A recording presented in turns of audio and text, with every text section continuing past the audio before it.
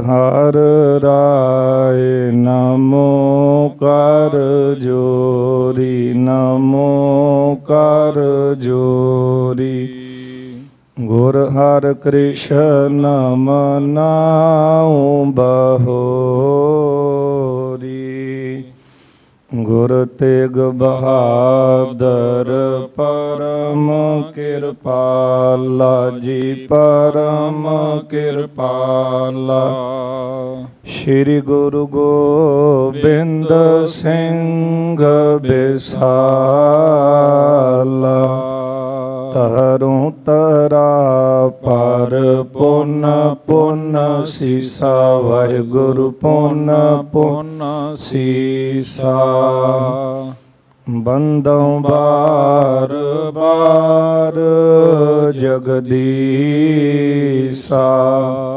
ਤਰੁ ਤਰਾ ਪਰ ਪੁਨ ਪੁਨ ਸੀਸਾ, ਵਾਹਿਗੁਰੂ ਪੁਨ ਪੁਨ ਸੀਸਾ। ਬੰਦਉ ਬਾਰ ਬਾਰ ਜਗਦੀਸਾ। ਜਿਸ ਮਹਿ ਅੰਮ੍ਰਿਤ ਗਿਆਨ ਹੈ, ਮਾਨਕ ਭਗਤ ਬੈਰਾਗ। ਸ੍ਰੀ ਗੁਰੂ ਗ੍ਰੰਥ ਸਾਹਿਬ ਉਦਦ ਬੰਦੋ ਕਰ ਅਨੁਰਾਗ। ਸ੍ਰੀ ਗੁਰ ਸ਼ਬਦ ਕਮਾਏ ਜਿਨ, ਜੀਤੇ ਪੰਚ ਵਿਕਾਰ। ਤਿਨ ਸੰਤਨ ਕਉ ਬੰਦਨਾ, ਸਿਰ ਚਰਨਨ ਪਰ ਧਾਰ। ਏਕ ਓੰਕਾਰ ਸਤਿਗੁਰੂ ਤੇ ਪ੍ਰਸਾਦ ਸਚ ਹੋਏ। ਵਾਹਿਗੁਰੂ ਜੀ ਕੀ ਫਤਿਹ ਹੈ।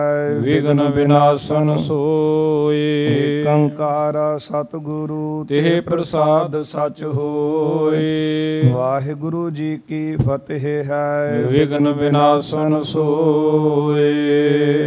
ਸਤਨਾਮ ਸ੍ਰੀ ਵਾਹਿਗੁਰੂ ਸਾਹਿਬ ਜੀ। ਗਹਿਓ ਦੁਤਾਰਾ ਸਿੱਖ ਕਹੈ, ਕਿਨ ਗਹੀ ਰਬਾਬੰ। ਹੋਏ ਨਿਸ਼ੰਕ ਗਾਵਣ ਲਗੀ, ਸਭ ਭਏ ਅਜਾਬੰ।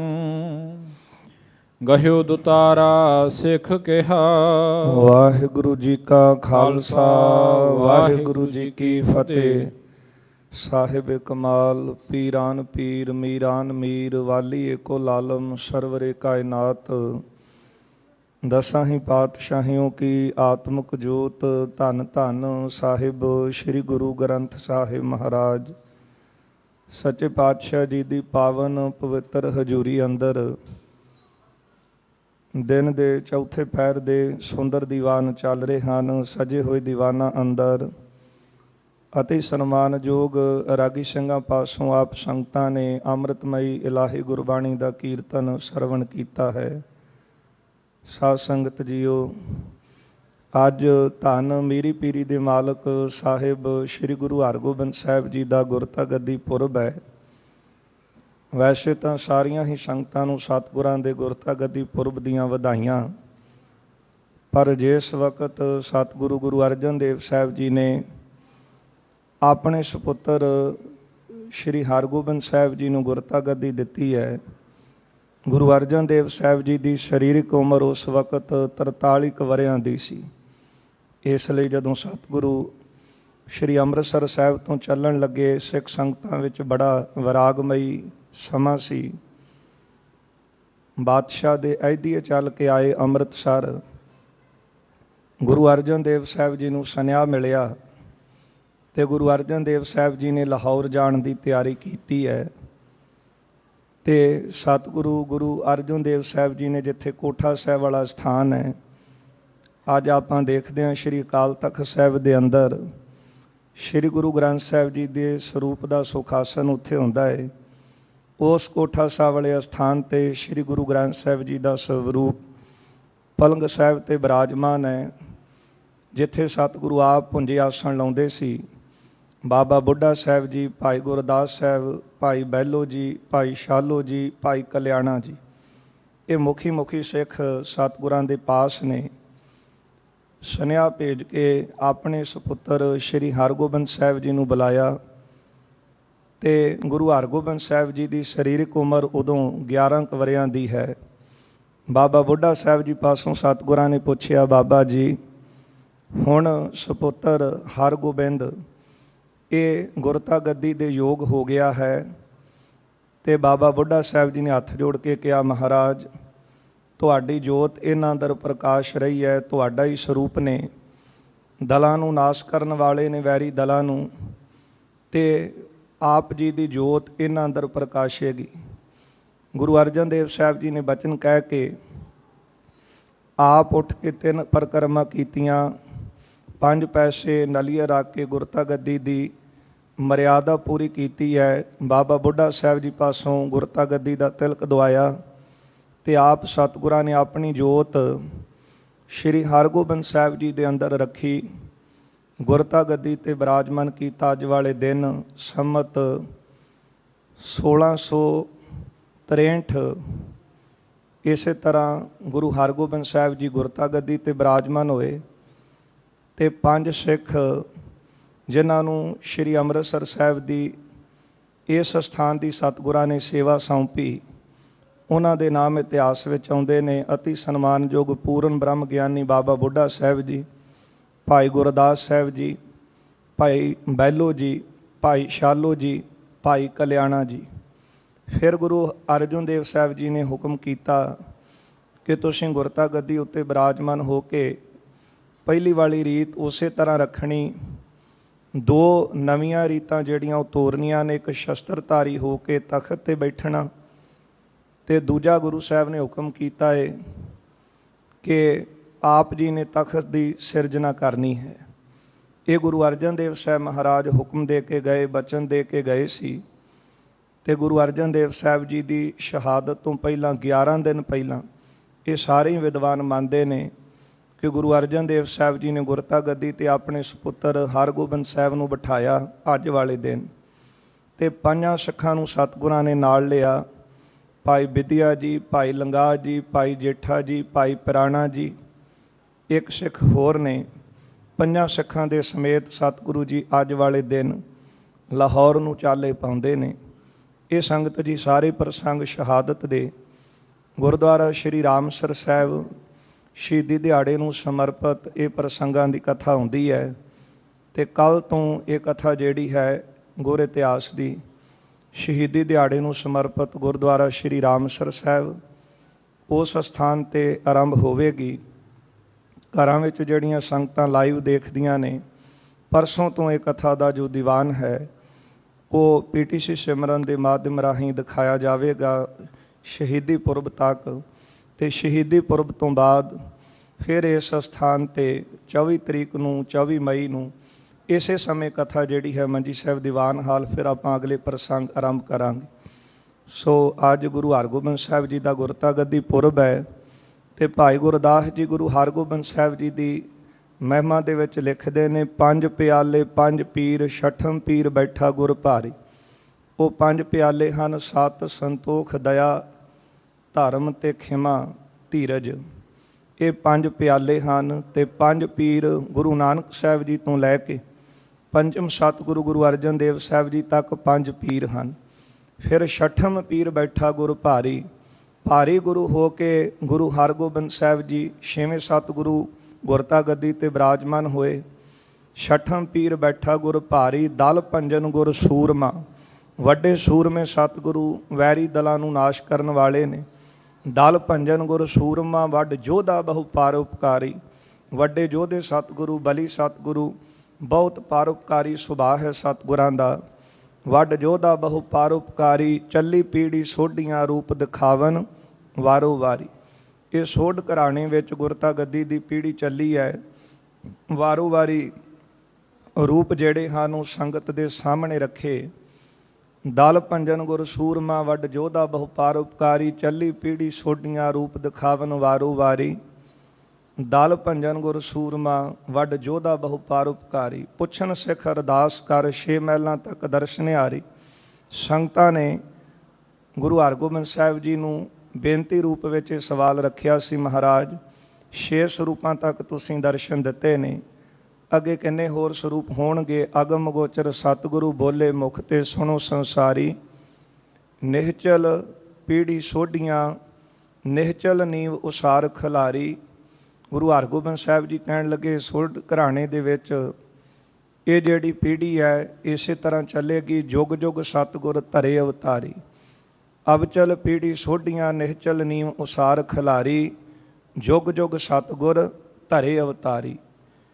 2 ਤੇ 2 4 4 ਸਤਿਗੁਰੂ ਹੋਰ ਅਵਤਾਰ ਧਾਰਨ ਕਰਨਗੇ ਦਸਮ ਪਾਤਸ਼ਾਹ ਤੱਕ। ਇਹ ਜਿਹੜੇ ਭਵਿੱਖਤ ਵਾਕ ਗੁਰੂ ਹਰਗੋਬਿੰਦ ਸਾਹਿਬ ਜੀ ਨੇ ਕਹੇ ਸਨ। ਅੱਜ ਵਾਲਾ ਦਿਨ ਗੁਰੂ ਹਰਗੋਬਿੰਦ ਸਾਹਿਬ ਜੀ ਦਾ ਗੁਰਤਾ ਗੱਦੀ ਦਾ ਪੁਰਬ ਵਾਲਾ ਦਿਨ ਹੈ। ਆਪ ਸਮੁੱਚੀਆਂ ਸੰਗਤਾਂ ਨੂੰ ਸਤਿਗੁਰਾਂ ਦੇ ਗੁਰਤਾ ਗੱਦੀ ਪੁਰਬ ਦੀਆਂ ਵਧਾਈਆਂ ਹੋਵਣ। ਆਓ ਗੁਰ ਸੰਗਤ ਜੀ, ਲੜੀਵਾਰ ਕਥਾ ਆਪਾਂ ਸਰਵਣ ਕਰਦੇ ਆ ਰਹੇ ਹਾਂ।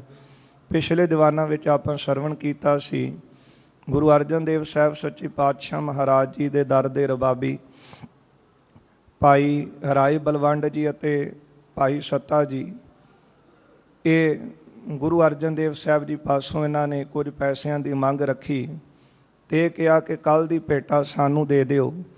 ਗੁਰੂ ਅਰਜਨ ਦੇਵ ਸਾਹਿਬ ਜੀ ਨੇ ਕਿਹਾ ਇਸੇ ਤਰ੍ਹਾਂ ਹੋਵੇਗਾ। ਅਗਲੇ ਦਿਨ ਦੀ ਭੇਟਾ 100 ਰੁਪਈਏ ਹੋਈ ਹੈ, ਸਾਰੀ ਇਹਨਾਂ ਦੇ ਹਵਾਲੇ ਕੀਤੀ। ਫਿਰ ਅੱਗੋਂ ਨਿਰਾਸ਼ ਹੋ ਕੇ ਕਹਿਣ ਲੱਗੇ ਕਿ ਇੰਨੇ ਨਾਲ ਸਾਡਾ ਕੰਮ ਨਹੀਂ ਸਰਨਾ। ਤੇ ਗੁਰੂ ਅਰਜਨ ਦੇਵ ਸਾਹਿਬ ਨੇ ਕਿਹਾ ਕਿ ਇੰਨੇ ਰੱਖ ਲਓ, ਤੇ ਤੁਸੀਂ ਕਿਹੜਾ ਹੁਣ ਸਾਡੇ ਨਾਲ ਖਤਮ ਕਰਨ ਆਇਓ, ਸਦਾ ਹੀ ਇਸੇ ਤਰ੍ਹਾਂ ਚੱਲਣਾ ਹੈ। ਕੀਰਤਨ ਕਰਿਓ, ਹੋਰ ਭੇਟਾ ਤੁਹਾਨੂੰ ਪ੍ਰਾਪਤ ਹੋਵੇਗੀ। ਨਿਰਾਸ਼ ਹੋ ਕੇ ਚਲੇ ਗਏ। ਅਗਲੇ ਦਿਨ ਕੀਰਤਨ ਕਰਨ ਆਏ, ਸਿੱਖਾਂ ਦੇ ਹੱਥ ਸੁਨੇਹਾ ਭੇਜਿਆ, ਇਨਕਾਰ ਕਰ ਦਿੱਤਾ ਆਉਣ ਤੋਂ। ਫਿਰ ਸਤਿਗੁਰਾਂ ਨੇ ਸਿੱਖ ਭੇਜਿਆ, ਫਿਰ ਨਹੀਂ ਮੰਨੇ। ਤੀਸਰੀ ਵਾਰ ਗੁਰੂ ਅਰਜਨ ਦੇਵ ਸਾਹਿਬ ਆਪ ਗਏ ਨੇ, ਜਿੱਥੇ ਭਾਈ ਸ਼ਾਲੂ ਜੀ ਦੀ ਧਰਮਸ਼ਾਲਾ ਹੈ, ਉਹਦੇ ਨੇੜੇ ਇਹਨਾਂ ਰਬਾਬੀਆਂ ਦਾ ਘਰ ਸੀ। ਗੁਰੂ ਅਰਜਨ ਦੇਵ ਸਾਹਿਬ ਸੱਚੇ ਪਾਤਸ਼ਾਹ ਜੀ ਨੇ ਜਾ ਕੇ ਕਿਹਾ ਕਿ ਚਲੋ ਤੁਸੀਂ ਗੁਰੂ ਕੇ ਕੀਰਤਨੀਏ ਹੋ, ਜਿੰਨੀ ਤੁਹਾਨੂੰ ਭੇਟਾ ਚਾਹੀਦੀ ਮਿਲੇਗੀ। ਗੁਰੂ ਨਾਨਕ ਸਾਹਿਬ ਜੀ ਦੇ ਖਜ਼ਾਨੇ ਭਰੇ ਪਏ ਨਾ। ਤੇ ਗੁਰੂ ਸਾਹਿਬ ਦੇ ਸਤਿਕਾਰ ਵਜੋਂ ਉੱਠ ਕੇ ਖੜੇ ਹੋਏ, ਅੱਗੋਂ ਕਹਿਣ ਲੱਗੇ ਕਿ ਕਿਹੜੀ ਭੇਟਾ, ਕਿਹੜਾ ਧਨ, ਕਿਹੜਾ ਖਜ਼ਾਨਾ, ਸਾਨੂੰ ਤੇ ਕੋਈ ਦਿਸਦਾ ਨਹੀਂ। ਹੁਣ ਅਸੀਂ ਇਸੇ ਤਰ੍ਹਾਂ ਹੀ ਹੋਰ ਪਾਸੇ ਜਾ ਕੇ ਰਬਾਬ ਵਜਾਵਾਂਗੇ, ਚੰਗੀ ਭੇਟਾ ਸਾਨੂੰ ਮਿਲਿਆ ਕਰੇਗੀ ਤੇ ਸੋਹਣੇ ਗੁਜ਼ਾਰੇ ਸਾਡੇ ਚੱਲਣਗੇ। ਇਸ ਤਰ੍ਹਾਂ ਮਾਣ ਦੇ ਵਿੱਚ ਆ ਕੇ ਗੁਰੂ ਅਰਜਨ ਦੇਵ ਸਾਹਿਬ ਜੀ ਨੂੰ ਕਿਹਾ। ਖਿਮਾ ਦੇ ਘਰ ਸਤਿਗੁਰੂ ਚੁੱਪ ਰਹੇ। ਫਿਰ ਕਹਿਣ ਲੱਗੇ ਕਿ ਗੁਰੂ ਨਾਨਕ ਸਾਹਿਬ ਦੇ ਨਾਲ ਜੇ ਸਾਡੀ ਬਰਾਦਰੀ ਵਿੱਚੋਂ ਭਾਈ ਮਰਦਾਨਾ ਜੀ ਨਾ ਹੁੰਦੇ, ਗੁਰੂ ਅੰਗਦ ਦੇਵ ਸਾਹਿਬ, ਗੁਰੂ ਅਮਰਦਾਸ ਸਾਹਿਬ, ਗੁਰੂ ਰਾਮਦਾਸ ਜੀ, ਕਿੰਨੇ ਉਹਨਾਂ ਨੂੰ ਜਾਣਨਾ ਸੀ। ਉਹਨਾਂ ਨੂੰ ਪ੍ਰਗਟ ਕਰਨ ਵਾਲੇ ਅਸੀਂ ਹਾਂ। ਜਦੋਂ ਗੁਰੂ ਅਰਜਨ ਦੇਵ ਸਾਹਿਬ ਜੀ ਨੇ ਵੱਡੇ ਸਤਿਗੁਰਾਂ ਦੀ ਨਿੰਦਿਆ ਸੁਣੀ ਤੇ ਸਤਿਗੁਰੂ ਜੀ ਬੀਰ ਰਸ ਵਿੱਚ ਆਏ। ਮਹਾਰਾਜ ਕਹਿਣ ਲੱਗੇ ਕਿ ਤੁਸੀਂ ਹੁਣ ਫਿੱਟ ਗਏ ਹੋ, ਹੰਕਾਰ ਦੇ ਨਾਲ ਆਫਰੇ ਹੋ। ਇਹ ਬਚਨ ਕਹਿ ਕੇ ਸਤਿਗੁਰੂ ਬਾਹਰ ਆ ਗਏ। ਬਚਨ ਇਹ ਕੀਤਾ ਸੀ ਕਿ ਤੁਸੀਂ ਹੰਕਾਰ ਦੇ ਨਾਲ ਭਰੇ ਹੋ ਤੇ ਜਿਹੜੀ ਭਰੀ ਹੋਈ ਚੀਜ਼ ਫਿਰ ਬਾਹਰ ਡੁੱਲਦੀ ਹੈ। ਅੰਦਰ ਹੰਕਾਰ ਸੀ, ਬਾਹਰ ਡੁੱਲ ਰਿਹਾ ਸੀ। ਜਿਸ ਤਰ੍ਹਾਂ ਗੁਰੂ ਸਾਹਿਬ ਦੇ ਬਚਨਾਂ ਸਦਕਾ ਬਾਅਦ ਵਿੱਚ ਇਹਨਾਂ ਦੇ ਸਰੀਰ ਵੀ ਫੁੱਟੇ, ਕਿਸੇ ਸਿੱਖ ਨੇ ਮੂੰਹ ਨਹੀਂ ਲਾਇਆ। ਕਿਸ ਤਰ੍ਹਾਂ ਫਿਰ ਭਾਈ ਲੱਧਾ ਜੀ ਨੇ ਆ ਕੇ ਇਹਨਾਂ ਨੂੰ ਬਖਸ਼ਾਇਆ ਸੀ।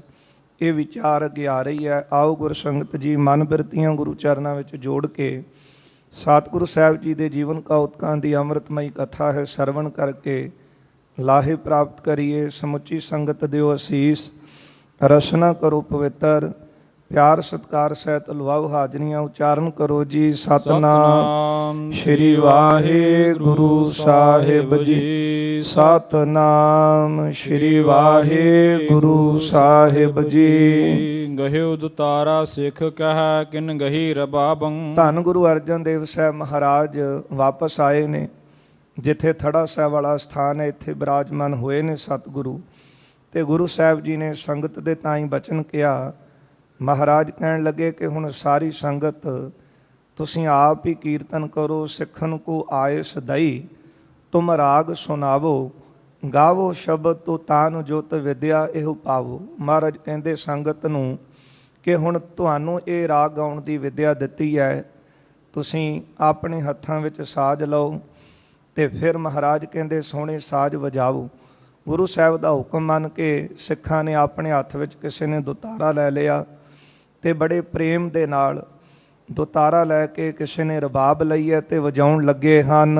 ਹੋਏ ਨਿਸ਼ੰਕ ਗਾਵਣ ਲਗੇ ਸਭ ਭਏ ਅਜਾਬੰ। ਸਾਰੇ ਗੁਰੂ ਸਾਹਿਬ ਦਾ ਹੁਕਮ ਮੰਨ ਕੇ ਕੀਰਤਨ ਗਾਉਣ ਲੱਗੇ।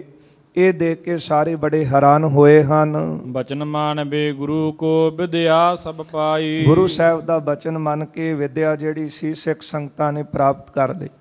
ਕੱਲ ਵੀ ਬੇਨਤੀ ਕੀਤੀ ਸੀ ਕਿ ਪਹਿਲੋਂ ਜਿਹੜੇ ਰਬਾਬੀ ਸਨ ਉਹੀ ਗੁਰੂ ਦਰਬਾਰ ਵਿੱਚ ਕੀਰਤਨ ਗਾਉਂਦੇ ਸੀ, ਜਿਨ੍ਹਾਂ ਵਿੱਚੋਂ ਮੁੱਖ ਰਬਾਬੀ ਗੁਰੂ ਨਾਨਕ ਸਾਹਿਬ ਜੀ ਦੇ ਭਾਈ ਮਰਦਾਨਾ ਜੀ ਹੋਏ, ਫਿਰ ਭਾਈ ਰਜਾਦਾ, ਭਾਈ ਸ਼ਹਜ਼ਾਦਾ, ਇਹ ਭਾਈ ਮਰਦਾਨਾ ਜੀ ਦੇ ਸੁਪੁੱਤਰ ਨੇ। ਗੁਰੂ ਰਾਮਦਾਸ ਮਹਾਰਾਜ ਜੀ ਤੱਕ ਇਹਨਾਂ ਰਬਾਬੀਆਂ ਨੇ ਕੀਰਤਨ ਗਾਇਨ ਕੀਤਾ ਏ। ਪੰਜਵੇਂ ਪਾਤਸ਼ਾਹ ਜੀ ਦੀ ਹਜ਼ੂਰੀ ਵਿੱਚ ਵੀ ਇਹ ਰਬਾਬੀ ਆਏ। ਇਹਨਾਂ ਨੂੰ ਗੁਰੂ ਅਰਜਨ ਦੇਵ ਸਾਹਿਬ ਨੇ ਬੜਾ ਮਾਣ ਦਿੱਤਾ, ਪਰ ਬਹੁਤਾ ਮਾਣ ਮਿਲਣ ਦੇ ਨਾਲ ਅੰਦਰ ਹੰਕਾਰੀ ਹੋ ਗਏ ਸਨ ਚਿੱਤ, ਤੇ ਫਿਰ ਗੁਰੂ ਸਾਹਿਬ ਜੀ ਨੇ ਰਾਗ ਵਿਦਿਆ ਕੀਰਤਨ ਗਾਉਣ ਦੀ ਦਾਤ ਆਪਣੀਆਂ ਸਿੱਖ ਸੰਗਤਾਂ ਨੂੰ ਬਖਸ਼ੀ ਹੈ। ਅੱਜ ਸੰਗਤ ਜੀ ਘਰਾਂ ਘਰਾਂ ਦੇ ਵਿੱਚ ਸਿੱਖਾਂ ਦੇ ਬੱਚੇ ਕੀਰਤਨ ਗਾਇਨ ਕਰਦੇ ਨੇ। ਇਹ ਸਾਰੀ ਦਾਤ ਗੁਰੂ ਅਰਜਨ ਦੇਵ ਸਾਹਿਬ ਜੀ ਦੀ ਦਿੱਤੀ ਹੋਈ ਹੈ। ਮਹਾਰਾਜ ਕਹਿੰਦੇ ਨੇ ਕਿ ਸਾਡੀਆਂ ਸਿੱਖ ਸੰਗਤਾਂ ਆਪ ਹੀ ਕੀਰਤਨ ਕਰਿਆ ਕਰਨਗੀਆਂ। ਗੁਰੂ ਸਾਹਿਬ ਦਾ ਹੁਕਮ ਮੰਨ ਕੇ ਕਿਸੇ ਨੇ ਰਬਾਬ, ਕਿਸੇ ਨੇ ਦੁਤਾਰਾ ਫੜਿਆ, ਵਜਾਉਣ ਲੱਗੇ ਹਨ। ਇਹ ਦੇਖ ਕੇ ਸਾਰੇ ਹੈਰਾਨ ਸਨ। ਜਾਣਤ ਹੋ ਤਿਨਾ ਰਾਗ ਕੋ ਗਾਵਤ ਬਿਸਮਾਈ। ਜਿਹੜੇ ਜਾਣਦੇ ਨਹੀਂ ਸਨ ਰਾਗ ਨੂੰ, ਜਦੋਂ ਗੁਰੂ ਸਾਹਿਬ ਦੇ ਬਚਨ ਮੰਨ ਕੇ ਹੱਥ ਵਿੱਚ ਸਾਜ਼ ਲੈ ਲਏ, ਜਦੋਂ ਉਹਨਾਂ ਨੇ ਸਾਜ਼ ਵਜਾਏ, ਕੀਰਤਨ ਗਾਇਨ ਕੀਤਾ, ਇਹ ਦੇਖ ਕਰਕੇ ਸਾਰੇ ਹੈਰਾਨ ਹੋਏ ਹਨ। ਸੁਣ ਸਿੱਖਣ ਕੇ ਰਾਗ ਕੋ ਗੁਰ ਭਏ ਪ੍ਰਸੰਨਾ। ਸਿੱਖ ਸੰਗਤਾਂ ਨੂੰ ਕੀਰਤਨ ਕਰਦਿਆਂ ਦੇਖ ਕੇ ਸਤਿਗੁਰੂ ਗੁਰੂ ਅਰਜਨ ਦੇਵ ਸਾਹਿਬ ਬੜੇ ਪ੍ਰਸੰਨ ਹੋਏ ਨੇ। ਵਰ ਦੀਨੋ ਤੁਮ ਪ੍ਰੇਮ ਜੋਤ ਹਮਰੋ ਬਚ ਮੰਨਾ। ਮਹਾਰਾਜ ਨੇ ਫਿਰ ਅਸੀਸ ਦਿੱਤੀ ਹੈ ਗੁਰਸਿੱਖਾਂ ਨੂੰ। ਗੁਰਦੇਵ ਕਹਿੰਦੇ ਕਿ ਤੁਸੀਂ ਪ੍ਰੇਮ ਦੇ ਨਾਲ ਅਸੀਸ ਦਿੰਦੇ ਨੇ ਕਿ ਤੁਸੀਂ ਸਾਡਾ ਬਚਨ ਮੰਨਿਆ ਹੈ। ਅਬ ਤੇ ਵਿਦਿਆ ਰਾਗ ਕੀ ਸਿੱਖਣ ਮਹਿ ਆਈ। ਹੁਣ ਤੋਂ ਇਹ ਰਾਗ ਵਿਦਿਆ ਜਿਹੜੀ ਹੈ ਕੀਰਤਨ ਗਾਉਣ ਦੀ, ਇਹ ਸਿੱਖਾਂ ਵਿੱਚ ਆਈ ਹੈ। ਅੱਜ ਆਪਾਂ ਦੇਖਦੇ ਹਾਂ ਕਿ ਗੁਰੂ ਕੇ ਸਿੱਖ ਕੀਰਤਨੀਏ ਹਨ, ਪ੍ਰੇਮ ਦੇ ਨਾਲ ਕੀਰਤਨ ਗਾਇਨ ਕਰਦੇ ਨੇ। ਕਿਸੇ ਵਿਸ਼ੇਸ਼ ਜਾਤੀ ਦੇ ਤਾਂ ਹੀ ਨਹੀਂ ਕਿ ਇੱਕੋ ਜਾਤੀ ਦੇ ਲੋਕ ਹੀ ਰਬਾਬ ਵਜਾ ਸਕਦੇ, ਦੁਤਾਰਾ ਵਜਾ ਸਕਦੇ, ਕੀਰਤਨ ਗਾ ਸਕਦੇ। ਇਹ ਮਾਣ ਗੁਰੂ ਅਰਜਨ ਦੇਵ ਸਾਹਿਬ ਜੀ ਨੇ ਸਮੁੱਚੇ ਸਿੱਖਾਂ ਨੂੰ ਬਖਸ਼ ਦਿੱਤਾ। ਜਿਸ ਤਰ੍ਹਾਂ ਗੁਰੂ ਕਲਗੀਧਰ ਸਾਹਿਬ ਜੀ ਦੇ ਸਮੇਂ ਰਘੂਨਾਥ ਪੰਡਤ ਨੂੰ ਮਹਾਰਾਜ ਨੇ ਕਿਹਾ ਸੀ ਕਿ ਇਹਨਾਂ ਸਿੱਖਾਂ ਨੂੰ ਸੰਸਕ੍ਰਿਤ ਦਾ ਅਧਿਐਨ ਕਰਾਵੋ, ਤੇ ਉਹਨੇ ਹੰਕਾਰ ਵਿੱਚ ਆ ਕੇ ਕਹਿ ਦਿੱਤਾ ਸੀ ਕਿ ਨਹੀਂ, ਤੁਹਾਡੇ ਸਿੱਖਾਂ ਵਿੱਚ ਕਈ ਜਾਤੀਆਂ ਦੇ ਲੋਕ ਨੇ, ਇਹਨਾਂ ਨੂੰ ਮੈਂ ਸੰਸਕ੍ਰਿਤ ਪੜ੍ਹਾ ਨਹੀਂ ਸਕਦਾ। ਤੇ ਗੁਰੂ ਗੋਬਿੰਦ ਸਿੰਘ ਸਾਹਿਬ ਜੀ ਨੇ ਫਿਰ ਮਾਣ ਦੂਰ ਕਰਨ ਵਾਸਤੇ ਬਚਨ ਕੀਤੇ ਸਨ। ਇਨਹੀਂ ਤੇ ਪੰਡਤ ਉਪਜਾਊਂ, ਕਥਾ ਕਰਨ ਕੀ ਰੀਤ ਚਲਾਊਂ। ਇਨਹੀਂ ਤੇ ਰਾਜੇ ਉਪਜਾਊਂ, ਰਾਜ ਕਰਨ ਕੀ ਰੀਤ ਚਲਾਊਂ। ਇਨਹੀਂ ਕੋ ਸਰਦਾਰ ਬਣਾਊਂ, ਤਬੈ ਗੋਬਿੰਦ ਸਿੰਘ ਨਾਮ ਕਹਾਊਂ। ਇਉਂ ਗੁਰੂ ਸਾਹਿਬ ਜੀ ਨੇ ਆਪਣੇ ਸਿੱਖਾਂ ਨੂੰ ਹਰ ਤਰ੍ਹਾਂ ਇਹਨੂੰ ਸੰਪੂਰਨ ਸਰੂਪ ਦਿੱਤਾ ਹੈ। ਪੂਰਨ ਤੌਰ 'ਤੇ ਇਹਨੂੰ ਗੁਰੂ ਸਾਹਿਬ ਜੀ ਨੇ ਸੋ ਸਰੂਪ ਬਖਸ਼ਿਆ ਹੈ। ਕਿਸੇ ਤਰ੍ਹਾਂ ਦੀ ਊਣਤਾ ਹੀ ਨਹੀਂ ਰਹਿਣ ਦਿੱਤੀ। ਅਮੀਰੀ, ਵਜ਼ੀਰੀ, ਦਾਨ ਗਹੀਰੀ, ਇਉਂ ਸਾਰੀਆਂ ਦਾਤਾਂ ਗੁਰੂ ਸਾਹਿਬ ਜੀ ਨੇ ਸਿੱਖਾਂ ਦੀ ਝੋਲੀ ਵਿੱਚ ਪਾ ਦਿੱਤੀਆਂ। ਗੁਰਦੇਵ ਕਹਿਣ ਲੱਗੇ, ਅੱਜ ਤੋਂ ਸਾਡੇ ਸਿੱਖ ਹੀ ਕੀਰਤਨ ਕਰਿਆ ਕਰਨਗੇ, ਇਹਨਾਂ ਨੂੰ ਅਸੀਂ ਰਾਗ ਵਿਦਿਆ ਬਖਸ਼ੀ ਹੈ। ਗਾਵੈ ਸੁਨੈ ਸੋ ਪ੍ਰੀਤ ਧਾਰ, ਲੈ ਸ਼ੁਭ ਗਤ ਪਾਈ। ਜਿਹੜਾ ਵੀ ਪ੍ਰੇਮ ਦੇ ਨਾਲ ਕੀਰਤਨ ਗਾਵੇਗਾ, ਸੁਣੇਗਾ, ਉਹਦੀ ਸੋਹਣੀ ਕਲਿਆਣ ਹੋਵੇਗੀ। ਇਹ ਇੱਦਾਂ ਹੀ ਨਹੀਂ ਕਿ ਇਕੱਲਾ ਪੈਸੇ ਕਮਾਉਣ ਲਈ ਇਕੱਲਾ ਇਹ ਕੀਰਤਨ ਸਾਧਨ ਨਹੀਂ ਹੈ। ਇਹ ਤਾਂ ਜੀਵਨ ਕਮਾਉਣ ਵਾਸਤੇ, ਮੁਕਤੀ ਪ੍ਰਾਪਤ ਕਰਨ ਵਾਸਤੇ, ਕਲਿਆਣ ਪ੍ਰਾਪਤ ਕਰਨ ਵਾਸਤੇ ਗੁਰੂ ਸਾਹਿਬ ਜੀ ਨੇ ਸਾਨੂੰ ਪ੍ਰਭੂ ਦੀ ਕੀਰਤੀ ਦੀ ਦਾਤ ਝੋਲੀ ਪਾਈ। ਇਸ ਲਈ ਗੁਰੂ ਸਾਹਿਬ ਜੀ ਕਹਿੰਦੇ ਜਿਹੜੇ ਪ੍ਰੇਮ ਦੇ ਨਾਲ ਗਾਉਣਗੇ, ਸੁਣਨਗੇ, ਤੇ ਜਿਨ੍ਹਾਂ ਨੇ ਪ੍ਰੇਮ ਸਹਿਤ ਗੁਰੂ ਰਾਮਦਾਸ ਜੀ ਦੇ ਦਰਬਾਰ 'ਚ ਕੀਰਤਨ ਗਾਇਨ ਕੀਤਾ ਹੈ, ਉਹਨਾਂ ਸਰਮੌਰ ਹਸਤੀਆਂ ਦੇ ਨਾਮ ਆਪਾਂ ਇਤਿਹਾਸ ਵਿੱਚ ਪੜ੍ਹਦੇ ਹਾਂ। ਪੰਥ ਦੀਆਂ ਮਹਾਨ ਹਸਤੀਆਂ ਰਾਗੀ ਮਨਸਾ ਸਿੰਘ ਜੀ, ਇਸੇ ਤਰ੍ਹਾਂ ਇਹ ਨੇੜੇ ਹੀ ਅਸਥਾਨ ਹੈ। ਸੋ ਮਹਾਂਪੁਰਖਾਂ ਦਾ, ਜਿਨ੍ਹਾਂ ਦੇ ਅਸਥਾਨ ਤੋਂ ਰੋਜ਼ਾਨਾ ਕੜਾ ਪ੍ਰਸ਼ਾਦ ਦੀ ਦੇ ਗੁਰੂ ਰਾਮਦਾਸ ਜੀ ਦੇ ਦਰਬਾਰ 'ਚ ਆਉਂਦੀ ਹੈ। ਸੋ ਅਸਥਾਨ ਨੇੜੇ ਹੀ ਗੁਰੂ ਰਾਮਦਾਸ ਜੀ ਦੇ ਘਰ ਦੇ ਹੈ। ਸੋ ਇਹਨਾਂ ਨੂੰ ਬਹੁਤਾ ਮਾਣ ਮਿਲਿਆ ਹੈ। ਸੋ ਗੁਰੂ ਸਾਹਿਬ ਜੀ ਕਹਿੰਦੇ ਹਨ, ਜਿਹੜੇ ਪ੍ਰੇਮ ਦੇ ਨਾਲ ਗਾਉਣਗੇ, ਸੁਣਨਗੇ, ਉਹਨਾਂ ਦੀ ਕਲਿਆਣ ਹੋਵੇਗੀ। ਡੋਮ ਜਾਤ ਪਛਤਾਏ ਹੈ, ਤ੍ਰਿਸ਼ਨਾ ਡਹਿਕਾਏ। ਇਹ ਤ੍ਰਿਸ਼ਨਾ ਦੇ ਬਹੁਤੇ ਭਰੇ ਹੋਏ ਹਨ, ਤੇ ਇਹਨਾਂ ਨੂੰ ਮਾਣ ਹੈ ਕਿ ਕੇਵਲ ਇਹ ਗਾਉਣ ਦੀ ਵਿਦਿਆ ਸਾਡੀ ਜਾਤੀ ਕੋਲ ਹੀ, ਭਾਵੇਂ ਬਾਣੀ ਦੇ ਵਿੱਚ ਵੀ ਆਪਾਂ ਜ਼ਿਕਰ ਪੜ੍ਹਦੇ ਹਾਂ, ਰਾਏ ਬਲਵੰਡ ਤਥਾ ਸੱਤੈ ਡੂਮ ਆਖੀ। ਡੂਨ ਸ਼ਬਦ ਮਰਾਸੀ ਜਾਤੀ ਲਈ ਵਰਤਿਆ ਜਾਂਦਾ ਹੈ ਅਤੇ ਇਹ ਗਾਉਣ ਦੀ ਵਜਾਉਣ ਦੀ ਜਿਹੜੀ ਕਲਾ ਸੀ ਇਹ ਇਹਨਾਂ ਕੋਲ ਸੀ। ਪਰ ਗੁਰੂ ਨਾਨਕ ਸਾਹਿਬ ਸੱਚੇ ਪਾਤਸ਼ਾਹ ਜੀ ਦੇ ਘਰ ਕਿਸੇ ਤਰ੍ਹਾਂ ਵੀ ਕੋਈ ਚੱਲ ਕੇ ਆਵੇ ਤੇ ਇੱਥੇ ਆ ਕੇ ਊਣਾ ਨਹੀਂ ਰਹਿੰਦਾ। ਗੁਰੂ ਸਾਹਿਬ ਉਹਨੂੰ ਸੰਪੂਰਨ ਬਣਾ ਦਿੰਦੇ ਹਨ, ਕਿਉਂਕਿ ਗੁਰੂ ਪੂਰਾ ਹੈ। ਪੂਰੇ ਕਾ ਕੀਆ ਸਭ ਕਿਛ ਪੂਰਾ, ਘੱਟ ਵੱਧ ਕਿਛ ਨਾਹੀਂ। ਇਸ ਲਈ ਗੁਰੂ ਨਾਨਕ ਸਾਹਿਬ ਜੀ ਨੇ ਆਪਣੇ ਸਿੱਖਾਂ ਨੂੰ ਮੁਕੰਮਲ ਸਰੂਪ ਬਖਸ਼ਿਆ ਹੈ।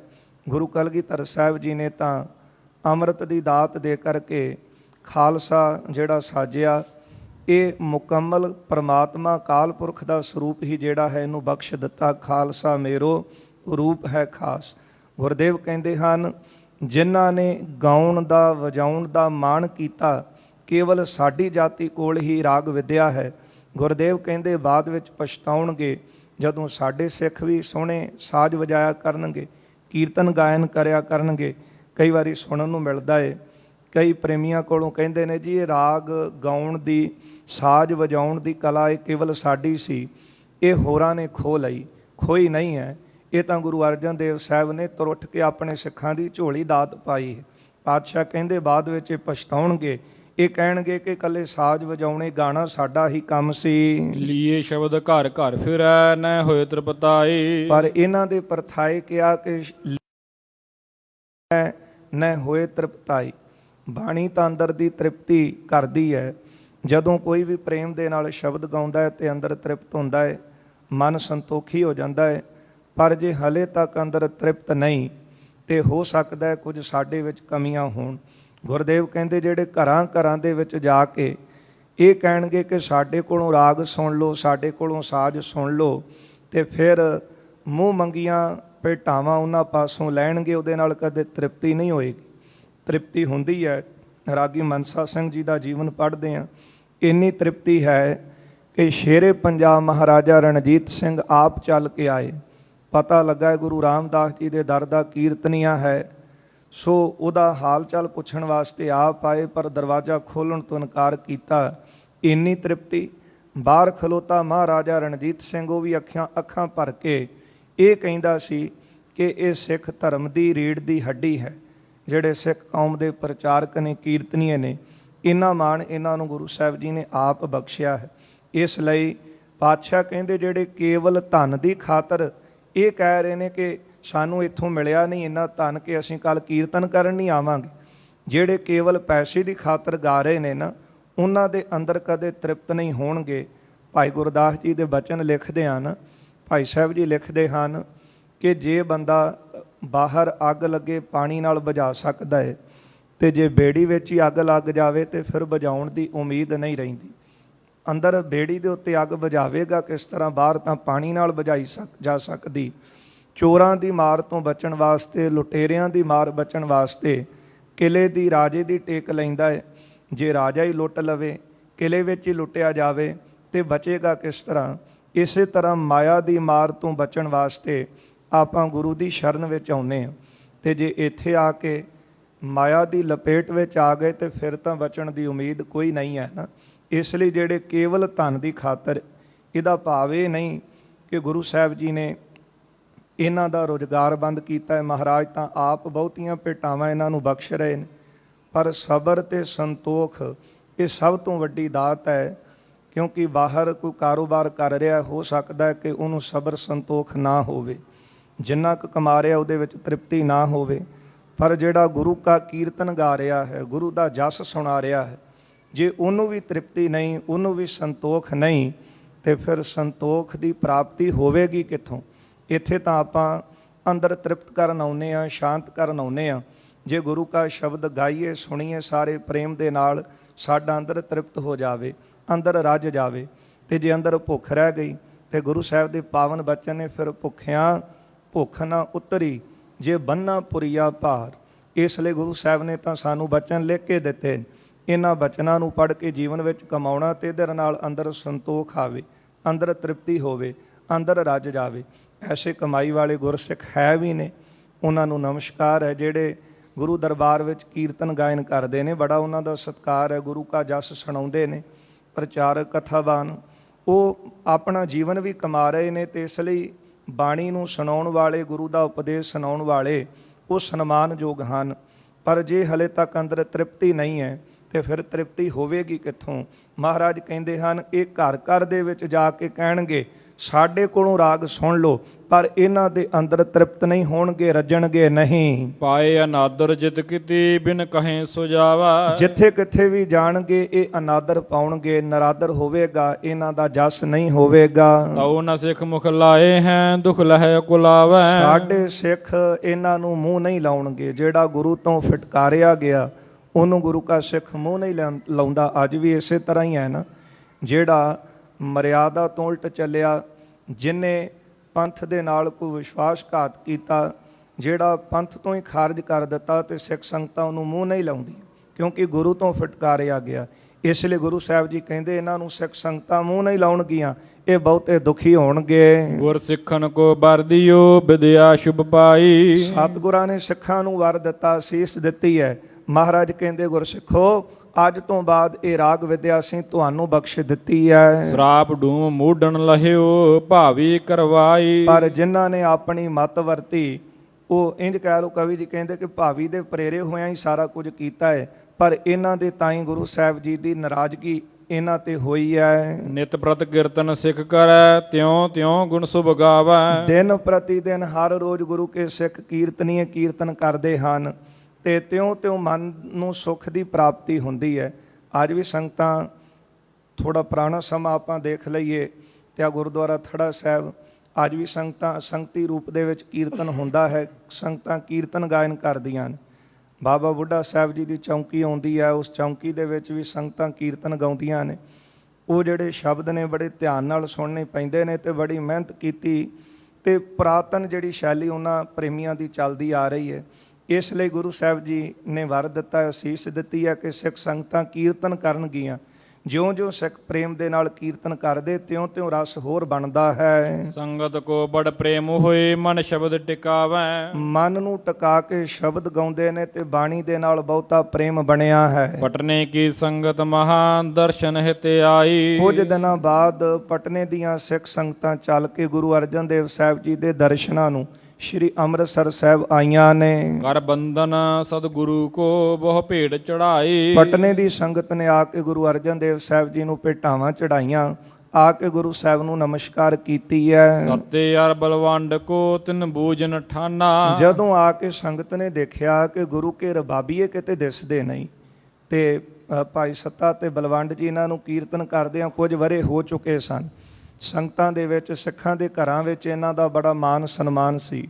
ਜਦੋਂ ਪਟਨੇ ਦੀ ਸੰਗਤ ਨੇ ਆ ਕੇ ਦੇਖਿਆ ਕਿ ਸੱਤਾ ਤੇ ਬਲਵੰਡ ਜੀ ਨਹੀਂ ਦਿਸ ਰਹੇ, ਸੰਗਤਾਂ ਨੇ ਇੱਥੇ ਪੁੱਛਿਆ ਹੈ, ਕਹਾਂ ਗਏ ਪ੍ਰਭ ਜੀ ਅਬੈ ਨਹਿ ਕਰਤੇ ਗਾਨਾ। ਪਟਨੇ ਦੀ ਸੰਗਤ ਕਹਿੰਦੀ, ਸਤਿਗੁਰੂ ਜੀ, ਭਾਈ ਸੱਤਾ ਤੇ ਬਲਵੰਡ ਜੀ ਕਿਤੇ ਨਜ਼ਰ ਨਹੀਂ ਆਉਂਦੇ, ਕਿੱਧਰ ਗਏ? ਉਹ ਹੁਣ ਕੀਰਤਨ ਨਹੀਂ ਗਾਉਂਦੇ। ਗੁਰ ਬੋਲੇ ਸੋ ਫਿਟ ਗਏ ਨਹਿ ਪਚਿਓ ਹੰਕਾਰਾ। ਸਤਿਗੁਰੂ ਜੀ ਕਹਿਣ ਲੱਗੇ ਕਿ ਉਹਨਾਂ ਨੂੰ ਮਾਣ ਪਚਿਆ ਨਹੀਂ। ਗੁਰੂ ਦਰਬਾਰ ਵਿੱਚ ਬਹੁਤਾ ਮਾਣ ਮਿਲਿਆ, ਪਰ ਉਹ ਮਾਣ ਪਚਾ ਨਹੀਂ ਸਕੇ। ਇਸ ਮਾਣ ਦੇ ਭਰੇ ਹੋਏ ਫੁੱਟ ਗਏ ਹਨ। ਗਰਬਤ ਮੂਰਖ ਨਿੰਦ ਕਹਿ ਲਹਿ ਕਸ਼ਟ ਉਦਾਰਾ। ਇਹਨਾਂ ਨੇ ਹੰਕਾਰ ਦੇ ਵਿੱਚ ਆ ਕੇ ਵੱਡੇ ਗੁਰੂ ਸਾਹਿਬਾਨਾਂ ਦੀ ਨਿੰਦਿਆ ਕੀਤੀ ਹੈ, ਇਸ ਕਰਕੇ ਵੱਡਾ ਦੁੱਖ ਪਾਉਣਗੇ। ਜਿਨ ਕੇ ਮਸਤਕ ਜੋ ਲਗਾ ਸੋ ਸਿੱਖ ਦੁਖ ਪਾਵੈ। ਇਹਨਾਂ ਦੇ ਮੱਥੇ ਜੋ ਵੀ ਲੱਗੇਗਾ ਉਹ ਵੀ ਦੁਖੀ ਹੋਵੇਗਾ, ਕਿਉਂਕਿ ਜਿਹੜਾ ਗੁਰੂ ਦਾ ਫਿਟਕਾਰਿਆ ਹੈ, ਗੁਰੂ ਕਾ ਨਿੰਦਕ ਹੈ, ਉਹਨੂੰ ਗੁਰੂ ਕੇ ਸਿੱਖ ਮੱਥੇ ਵੀ ਲਾਉਣਾ ਪਸੰਦ ਨਹੀਂ ਕਰਦੇ। ਇਸ ਲਈ ਹੈ, ਬਾਅਦ ਵਿੱਚ ਤਾਂ ਗੁਰੂ ਸਾਹਿਬ ਨੇ ਬੜਾ ਮਾਣ ਇਹਨਾਂ ਨੂੰ ਦਿੱਤਾ ਹੈ। ਇੰਝ ਕਹਿ ਲਓ ਕਿ ਸਾਨੂੰ ਸਮਝਾਉਣ ਲਈ ਸਿੱਖਿਆ ਹੀ ਦੇ ਰਹੇ ਸਨ। ਗੁਰੂ ਸਾਹਿਬ ਜੀ ਕਹਿੰਦੇ ਨੇ ਕਿ ਇਹਨਾਂ ਫਿਟਕਾਰਿਆਂ ਨੂੰ ਜਿਹੜਾ ਸਿੱਖ ਮੱਥੇ ਲਾਵੇਗਾ ਉਹ ਵੀ ਦੁਖੀ ਹੋਵੇਗਾ। ਨਿਕਟ ਹਮਾਰੇ ਤਿਨਹੁ ਕੀ ਨਹਿ ਅਰਜ ਕਰਾਵੈ। ਜਿਹੜਾ ਆ ਕੇ ਇਹਨਾਂ ਦੀ ਸਾਡੇ ਪਾਸ ਅਰਜ ਕਰੇਗਾ, ਇਹਨਾਂ ਦੀ ਸਿਫਾਰਿਸ਼ ਕਰੇਗਾ। ਗ੍ਰਹਿ ਸਿਫਾਰਿਸ਼ ਜਬੈ ਕੋ ਹਮ ਦੇਹ ਸਜਾਈ। ਜਿਹੜਾ ਸਿਫਾਰਿਸ਼ ਕਰਨ ਇਹਨਾਂ ਦੀ ਆਵੇਗਾ, ਬਖਸ਼ਾਉਣ ਆਵੇਗਾ, ਉਹ ਵੀ ਸਜ਼ਾ ਦਾ ਹੱਕਦਾਰ ਹੋਵੇਗਾ। ਜਿਸ ਕੋ ਮੁਹ ਕਾਲਾ ਕਰੈ ਸਿਰ ਕੋ ਮੁੰਡਵਾਈ। ਉਹਦਾ ਸਿਰ ਖਿਲਾਰ ਕੇ ਤੇ ਮੂੰਹ ਦਾ ਕਾਲਾ ਕੀਤਾ ਜਾਵੇਗਾ। ਬਹੁਰ ਚੜਾਵਹਿ ਗਦੇ ਪਰ ਪੁਰ ਫੇਰਹਿ ਸਾਰੇ। ਫਿਰ ਗਧੇ ਉੱਤੇ ਚੜਾ ਕੇ ਤੇ ਸਾਰੇ ਸ਼ਹਿਰ ਦੇ ਵਿੱਚ, ਨਗਰ ਵਿੱਚ ਉਹਨੂੰ ਫੇਰਾਂਗੇ। ਕਿਹਨੂੰ? ਜਿਹੜਾ ਇਹਨਾਂ ਨੂੰ ਬਖਸ਼ਾਣ ਲਿਆਵੇ। ਜਿਹੜਾ ਇਹਨਾਂ ਦੀ ਸਿਫਾਰਿਸ਼ ਕਰੇਗਾ। ਢੋਲ ਬਜੇ ਤਿਹ ਸੰਗ ਤਬ ਨਰ ਨਾਰ ਨਿਹਾਰੇ। ਜਦੋਂ ਕਿਸੇ ਦਾ ਜਲੂਸ ਕੱਢਿਆ ਜਾਂਦਾ ਨਗਰ ਵਿੱਚ, ਢੋਲ ਵਜਾਏ ਜਾਂਦੇ ਨੇ ਤੇ ਮਨੁੱਖ, ਇਸਤਰੀਆਂ, ਬੱਚੇ ਸਾਰੇ ਹੀ ਦੇਖਦੇ ਨੇ। ਇਹ ਜਿਹੜਾ ਬਖਸ਼ਾਉਣ ਲਿਆਵੇਗਾ, ਮੁਆਫੀ ਦਿਵਾਉਣ ਲਿਆਵੇਗਾ, ਇਹਨਾਂ ਨੂੰ ਸਿਫਾਰਿਸ਼ ਕਰੇਗਾ, ਉਹਦਾ ਮੂੰਹ ਕਾਲਾ ਕਰਕੇ ਗਧੇ ਤੇ ਚੜਾ ਕੇ ਬਾਜ਼ਾਰ ਵਿੱਚ ਢੋਲ ਵਜਾ ਕੇ ਉਹਦਾ ਜਲੂਸ ਕੱਢਾਂਗੇ। ਸੁਣ ਸ੍ਰੀ ਅਰਜਨ ਕੇ ਬਚਨ ਸੰਗਤ ਬਿਸਮਾਈ। ਗੁਰੂ ਅਰਜਨ ਦੇਵ ਸਾਹਿਬ ਜੀ ਦੇ ਬਚਨ ਸੁਣ ਕੇ ਸਾਰੀ ਸੰਗਤ ਹੈਰਾਨ ਹੋਈ। ਤੇ ਸੰਗਤ ਜੀ, ਇਹ ਬਚਨ ਕੋਈ ਐਵੇਂ ਨਹੀਂ ਕਿ ਆਪਣੇ ਪਰਥਾਏ ਕਿਸੇ ਨੇ ਕੋਈ ਬਚਨ ਗਲਤ ਕਹੇ ਹੋਣ ਤੇ ਗੁਰੂ ਸਾਹਿਬ ਗੁੱਸੇ 'ਚ ਆ ਗਏ ਹੋਣ, ਨਾਰਾਜ਼ ਹੋ ਗਏ ਹੋਣ। ਗੁਰੂ ਨਾਨਕ ਸਾਹਿਬ, ਗੁਰੂ ਅੰਗਦ ਦੇਵ ਸਾਹਿਬ, ਗੁਰੂ ਅਮਰਦਾਸ, ਗੁਰੂ ਰਾਮਦਾਸ ਜੀ ਦੀ ਨਿੰਦਾ ਕੀਤੀ ਤੇ ਗੁਰੂ ਸਾਹਿਬਾਨਾਂ ਦੀ ਨਿੰਦਾ ਜਿਹੜੀ ਹੈ ਉਹ ਗੁਰੂ ਕਾ ਸਿੱਖ ਨਹੀਂ ਬਰਦਾਸ਼ਤ ਕਰਦਾ। ਇਸ ਲਈ ਗੁਰੂ ਅਰਜਨ ਦੇਵ ਸਾਹਿਬ ਇਹਨਾਂ ਤੋਂ ਨਿਰਾਸ਼ ਹੋਏ ਨੇ। ਜਦੋਂ ਸੰਗਤਾਂ ਨੇ ਗੁਰੂ ਸਾਹਿਬ ਦੇ ਮੁਖੋਂ ਇਹ ਬਚਨ ਸੁਣੇ ਨੇ, ਸਾਰੇ ਬਹੁਤ ਹੈਰਾਨ ਹੋਏ ਤੇ ਮਨ ਵਿੱਚ ਡਰ ਗਏ ਨੇ। ਗੁਰੇ ਆਏ ਇਸ ਭਾਂਦ ਕੀ ਸਭ ਮਹਿ ਬਿਦਤਾਨੀ। ਗੁਰੂ ਗੁਰੂ ਸਾਹਿਬ ਦੀ ਆਗਿਆ ਹੈ ਜੀ, ਜਿਹੜਾ ਬਖਸ਼ਾਉਣ ਲਿਆਵੇਗਾ ਉਹ ਵੀ ਸਜ਼ਾ ਦਾ ਹੱਕਦਾਰ ਹੋਵੇਗਾ। ਇਹ ਗੱਲ ਸਾਰੀਆਂ ਸਿੱਖ ਸੰਗਤਾਂ ਵਿੱਚ ਪ੍ਰਗਟ ਹੋ ਗਈ। ਤਿਨਕੇ ਮੁਖ ਕੋ ਲਗੈ ਨ ਬੋਲਹਿ ਨਹਿ ਬਾਨੀ। ਇਹਨਾਂ ਦੇ ਮੂੰਹ ਕੋਈ ਵੀ ਨਾ ਲੱਗੇ, ਨਾ ਹੀ ਇਹਨਾਂ ਦੇ ਨਾਲ ਕੋਈ ਬਚਨ ਬਿਲਾਸ ਕਰੇ। ਉਪਜਿਓ ਰੋਗ ਸਰੀਰ ਮਹਿ ਥੋਰਣ ਦਿਨ ਮਾਹੀ। ਥੋੜੇ ਦਿਨਾਂ ਦੇ ਵਿੱਚ ਇਹਨਾਂ ਦੇ ਸਰੀਰ ਦੇ ਉੱਤੇ ਰੋਗ ਪੈਦਾ ਹੋਇਆ। ਉਹ ਰੋਗ ਕਿਹੜਾ? ਜਿਹਨੂੰ ਸਮਾਜ ਕਹਿੰਦਾ ਕੋੜ ਦਾ ਰੋਗ। ਕਿਉਂਕਿ ਸਰੀਰ ਜਿਹੜਾ ਸੀ, ਮਾਸ ਫੁੱਟਣ ਲੱਗਾ, ਸਰੀਰ ਵਿੱਚੋਂ ਪਾਕ ਵਗਣ ਲੱਗੀ ਤੇ ਇਹ ਰੋਗ ਜਿਹੜਾ ਸੀ ਲਾ ਇਲਾਜ ਸੀ। ਵਿਦਵਾਨ ਇਹ ਵੀ ਲਿਖਦੇ ਨੇ ਕਿ ਰੋਗ ਦੀ ਨਿਵਰਤੀ ਵੀ ਗੁਰੂ ਰਾਮਦਾਸ ਜੀ ਦੇ ਪਾਵਨ ਸਰੋਵਰ ਵਿੱਚ ਇਸ਼ਨਾਨ ਕਰਕੇ ਪ੍ਰਾਪਤ ਹੋਈ। ਜਿਉਂ-ਜਿਉਂ ਫਿਰ ਰਸਨਾ ਦੇ ਨਾਲ ਗੁਰੂ ਨਾਨਕ ਸਾਹਿਬ ਤੋਂ ਲੈ ਕੇ ਪੰਚਮ ਸਤਿਗੁਰਾਂ ਤੱਕ ਗੁਰੂ ਸਾਹਿਬਾਨਾਂ ਦਾ ਜਸ ਗਾਇਆ ਸਰੋਵਰ 'ਚ ਖਲੋ ਕੇ, ਤਿਉਂ-ਤਿਉਂ ਜਿਹੜਾ ਸਰੀਰ ਤੋਂ ਰੋਗ ਸੀ ਉਹਦੇ ਤੋਂ ਮੁਕਤੀ ਪਾਈ। ਪਰ ਪਹਿਲਾਂ ਇਹਨਾਂ ਦੇ ਸਰੀਰ ਦੇ ਉੱਤੇ ਜਿਹੜਾ ਰੋਗ ਸੀ ਉਹ ਪ੍ਰਗਟ ਹੋਇਆ। ਦੁਖ ਦਾਰਿਦ ਤੇ ਗ੍ਰਸਤ ਤੇ ਭੇ ਸੁਖ ਕਿਤਹੁ ਨਾਹੀ। ਸਰੀਰ ਦੇ ਦੁੱਖ ਕਰਕੇ, ਗਰੀਬੀ ਦੇ ਦੁੱਖ ਕਰਕੇ ਬਹੁਤੇ ਦੁਖੀ ਹੋਏ ਨੇ, ਕਿਤੋਂ ਸੁੱਖ ਨਹੀਂ ਸੀ ਮਿਲ ਰਿਹਾ। ਬੰਦਾ ਸੋਚਦਾ ਹੈ ਹੋ ਸਕਦਾ ਹੈ ਕਿ ਮੈਨੂੰ ਸੁੱਖ ਧਨ ਵਿੱਚੋਂ ਮਿਲ ਜਾਵੇਗਾ, ਹੋ ਸਕਦਾ ਹੈ ਕਿ ਮੇਰੇ ਬਹੁਤੇ ਮਿੱਤਰ ਹੋਣਗੇ, ਮੇਰੇ ਕੋਲ ਗੁਣ ਬੜਾ ਹੈ, ਲੋਕ ਵਾਹਵਾ ਕਰਨਗੇ, ਮੈਂ ਸੁਖੀ ਹੋਵਾਂਗਾ। ਪਰ ਅਸਲ ਵਿੱਚ ਆਤਮਾ ਦਾ ਸੁੱਖ ਤੇ ਗੁਰੂ ਦੀ ਖੁਸ਼ੀ ਨਾਲ ਹੀ ਮਿਲਦਾ ਹੈ, ਪ੍ਰਭੂ ਦੀ ਸ਼ਰਨ ਵਿੱਚ ਆਉਣ ਨਾਲ ਮਿਲਦਾ ਹੈ। ਜਿਹੜਾ ਸੁੱਖ ਗੁਰੂ ਸਾਹਿਬ ਦੇ ਦਰਬਾਰ ਵਿੱਚ ਬਹਿ ਕੇ ਕੀਰਤਨ ਕਰਨ ਦੇ ਨਾਲ ਪ੍ਰਾਪਤ ਹੁੰਦਾ ਸੀ, ਅੱਜ ਉਹ ਸੁੱਖ ਦੀ ਭਾਲ ਕਰ ਰਹੇ ਨੇ, ਸੁੱਖ ਕਿਤੋਂ ਮਿਲ ਨਹੀਂ ਰਿਹਾ।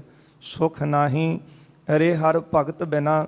ਹੁਣ ਹਾਲਤ ਐਸੀ ਹੋਈ ਹੈ, ਸਰੀਰ ਕਰਕੇ ਦੁਖੀ ਨੇ, ਗਰੀਬੀ ਕਰਕੇ ਦੁਖੀ ਹਨ ਤੇ ਬਹੁਤ ਠੋਕਰਾਂ ਖਾ ਰਹੇ ਹਨ। ਜਹ ਕਹਿ ਜਾਚਨ ਜਾਤ ਜਬ ਇਨ ਦਿਸ਼ ਨਾ ਦੇਖਾ। ਜਿੱਥੇ ਕਿਤੇ ਵੀ ਇਹ ਮੰਗਣ ਜਾਂਦੇ ਹਨ, ਕੋਈ ਵੀ ਇਹਨਾਂ ਦੀ ਤਰਫ ਨਹੀਂ ਸੀ ਦੇਖਦਾ। ਕ੍ਰੋਧ ਹੋਏ ਗਾਰੀ ਕਢੈ ਦੇਬੋ ਕਿਸ ਲੇਖਾ। ਗੁੱਸੇ ਵਿੱਚ ਆ ਕਰਕੇ ਸਗੋਂ ਬੁਰਾ ਕਹਿੰਦੇ ਸਨ ਤੇ ਇਹਨਾਂ ਦੇ ਤਾਈਂ ਕਰਹਿ ਅਨਾਦਰ ਸੁਆਣ ਸਮ ਘਰ ਤੇ ਨਿਕਸਾਵੈ। ਬੜਾ ਇਹਨਾਂ ਦਾ ਅਨਾਦਰ ਹੋ ਰਿਹਾ ਸੀ, ਲੋਕ ਆਪਣੇ ਘਰਾਂ ਚੋਂ ਬਾਹਰ ਕੱਢ ਰਹੇ ਸਨ। ਠੀਕ ਹੈ, ਜਿੰਨਾ ਚਿਰ ਗੁਰੂ ਦੇ ਕੋਲ ਰਹਿੰਦੇ ਸੀ ਉਹਨਾਂ ਚਿਰ ਸੰਗਤ ਗੁਰੂ ਸਰੂਪ ਜਾਣ ਕੇ ਹੀ ਇਹਨਾਂ ਦਾ ਮਾਣ ਕਰਦੀ ਸੀ।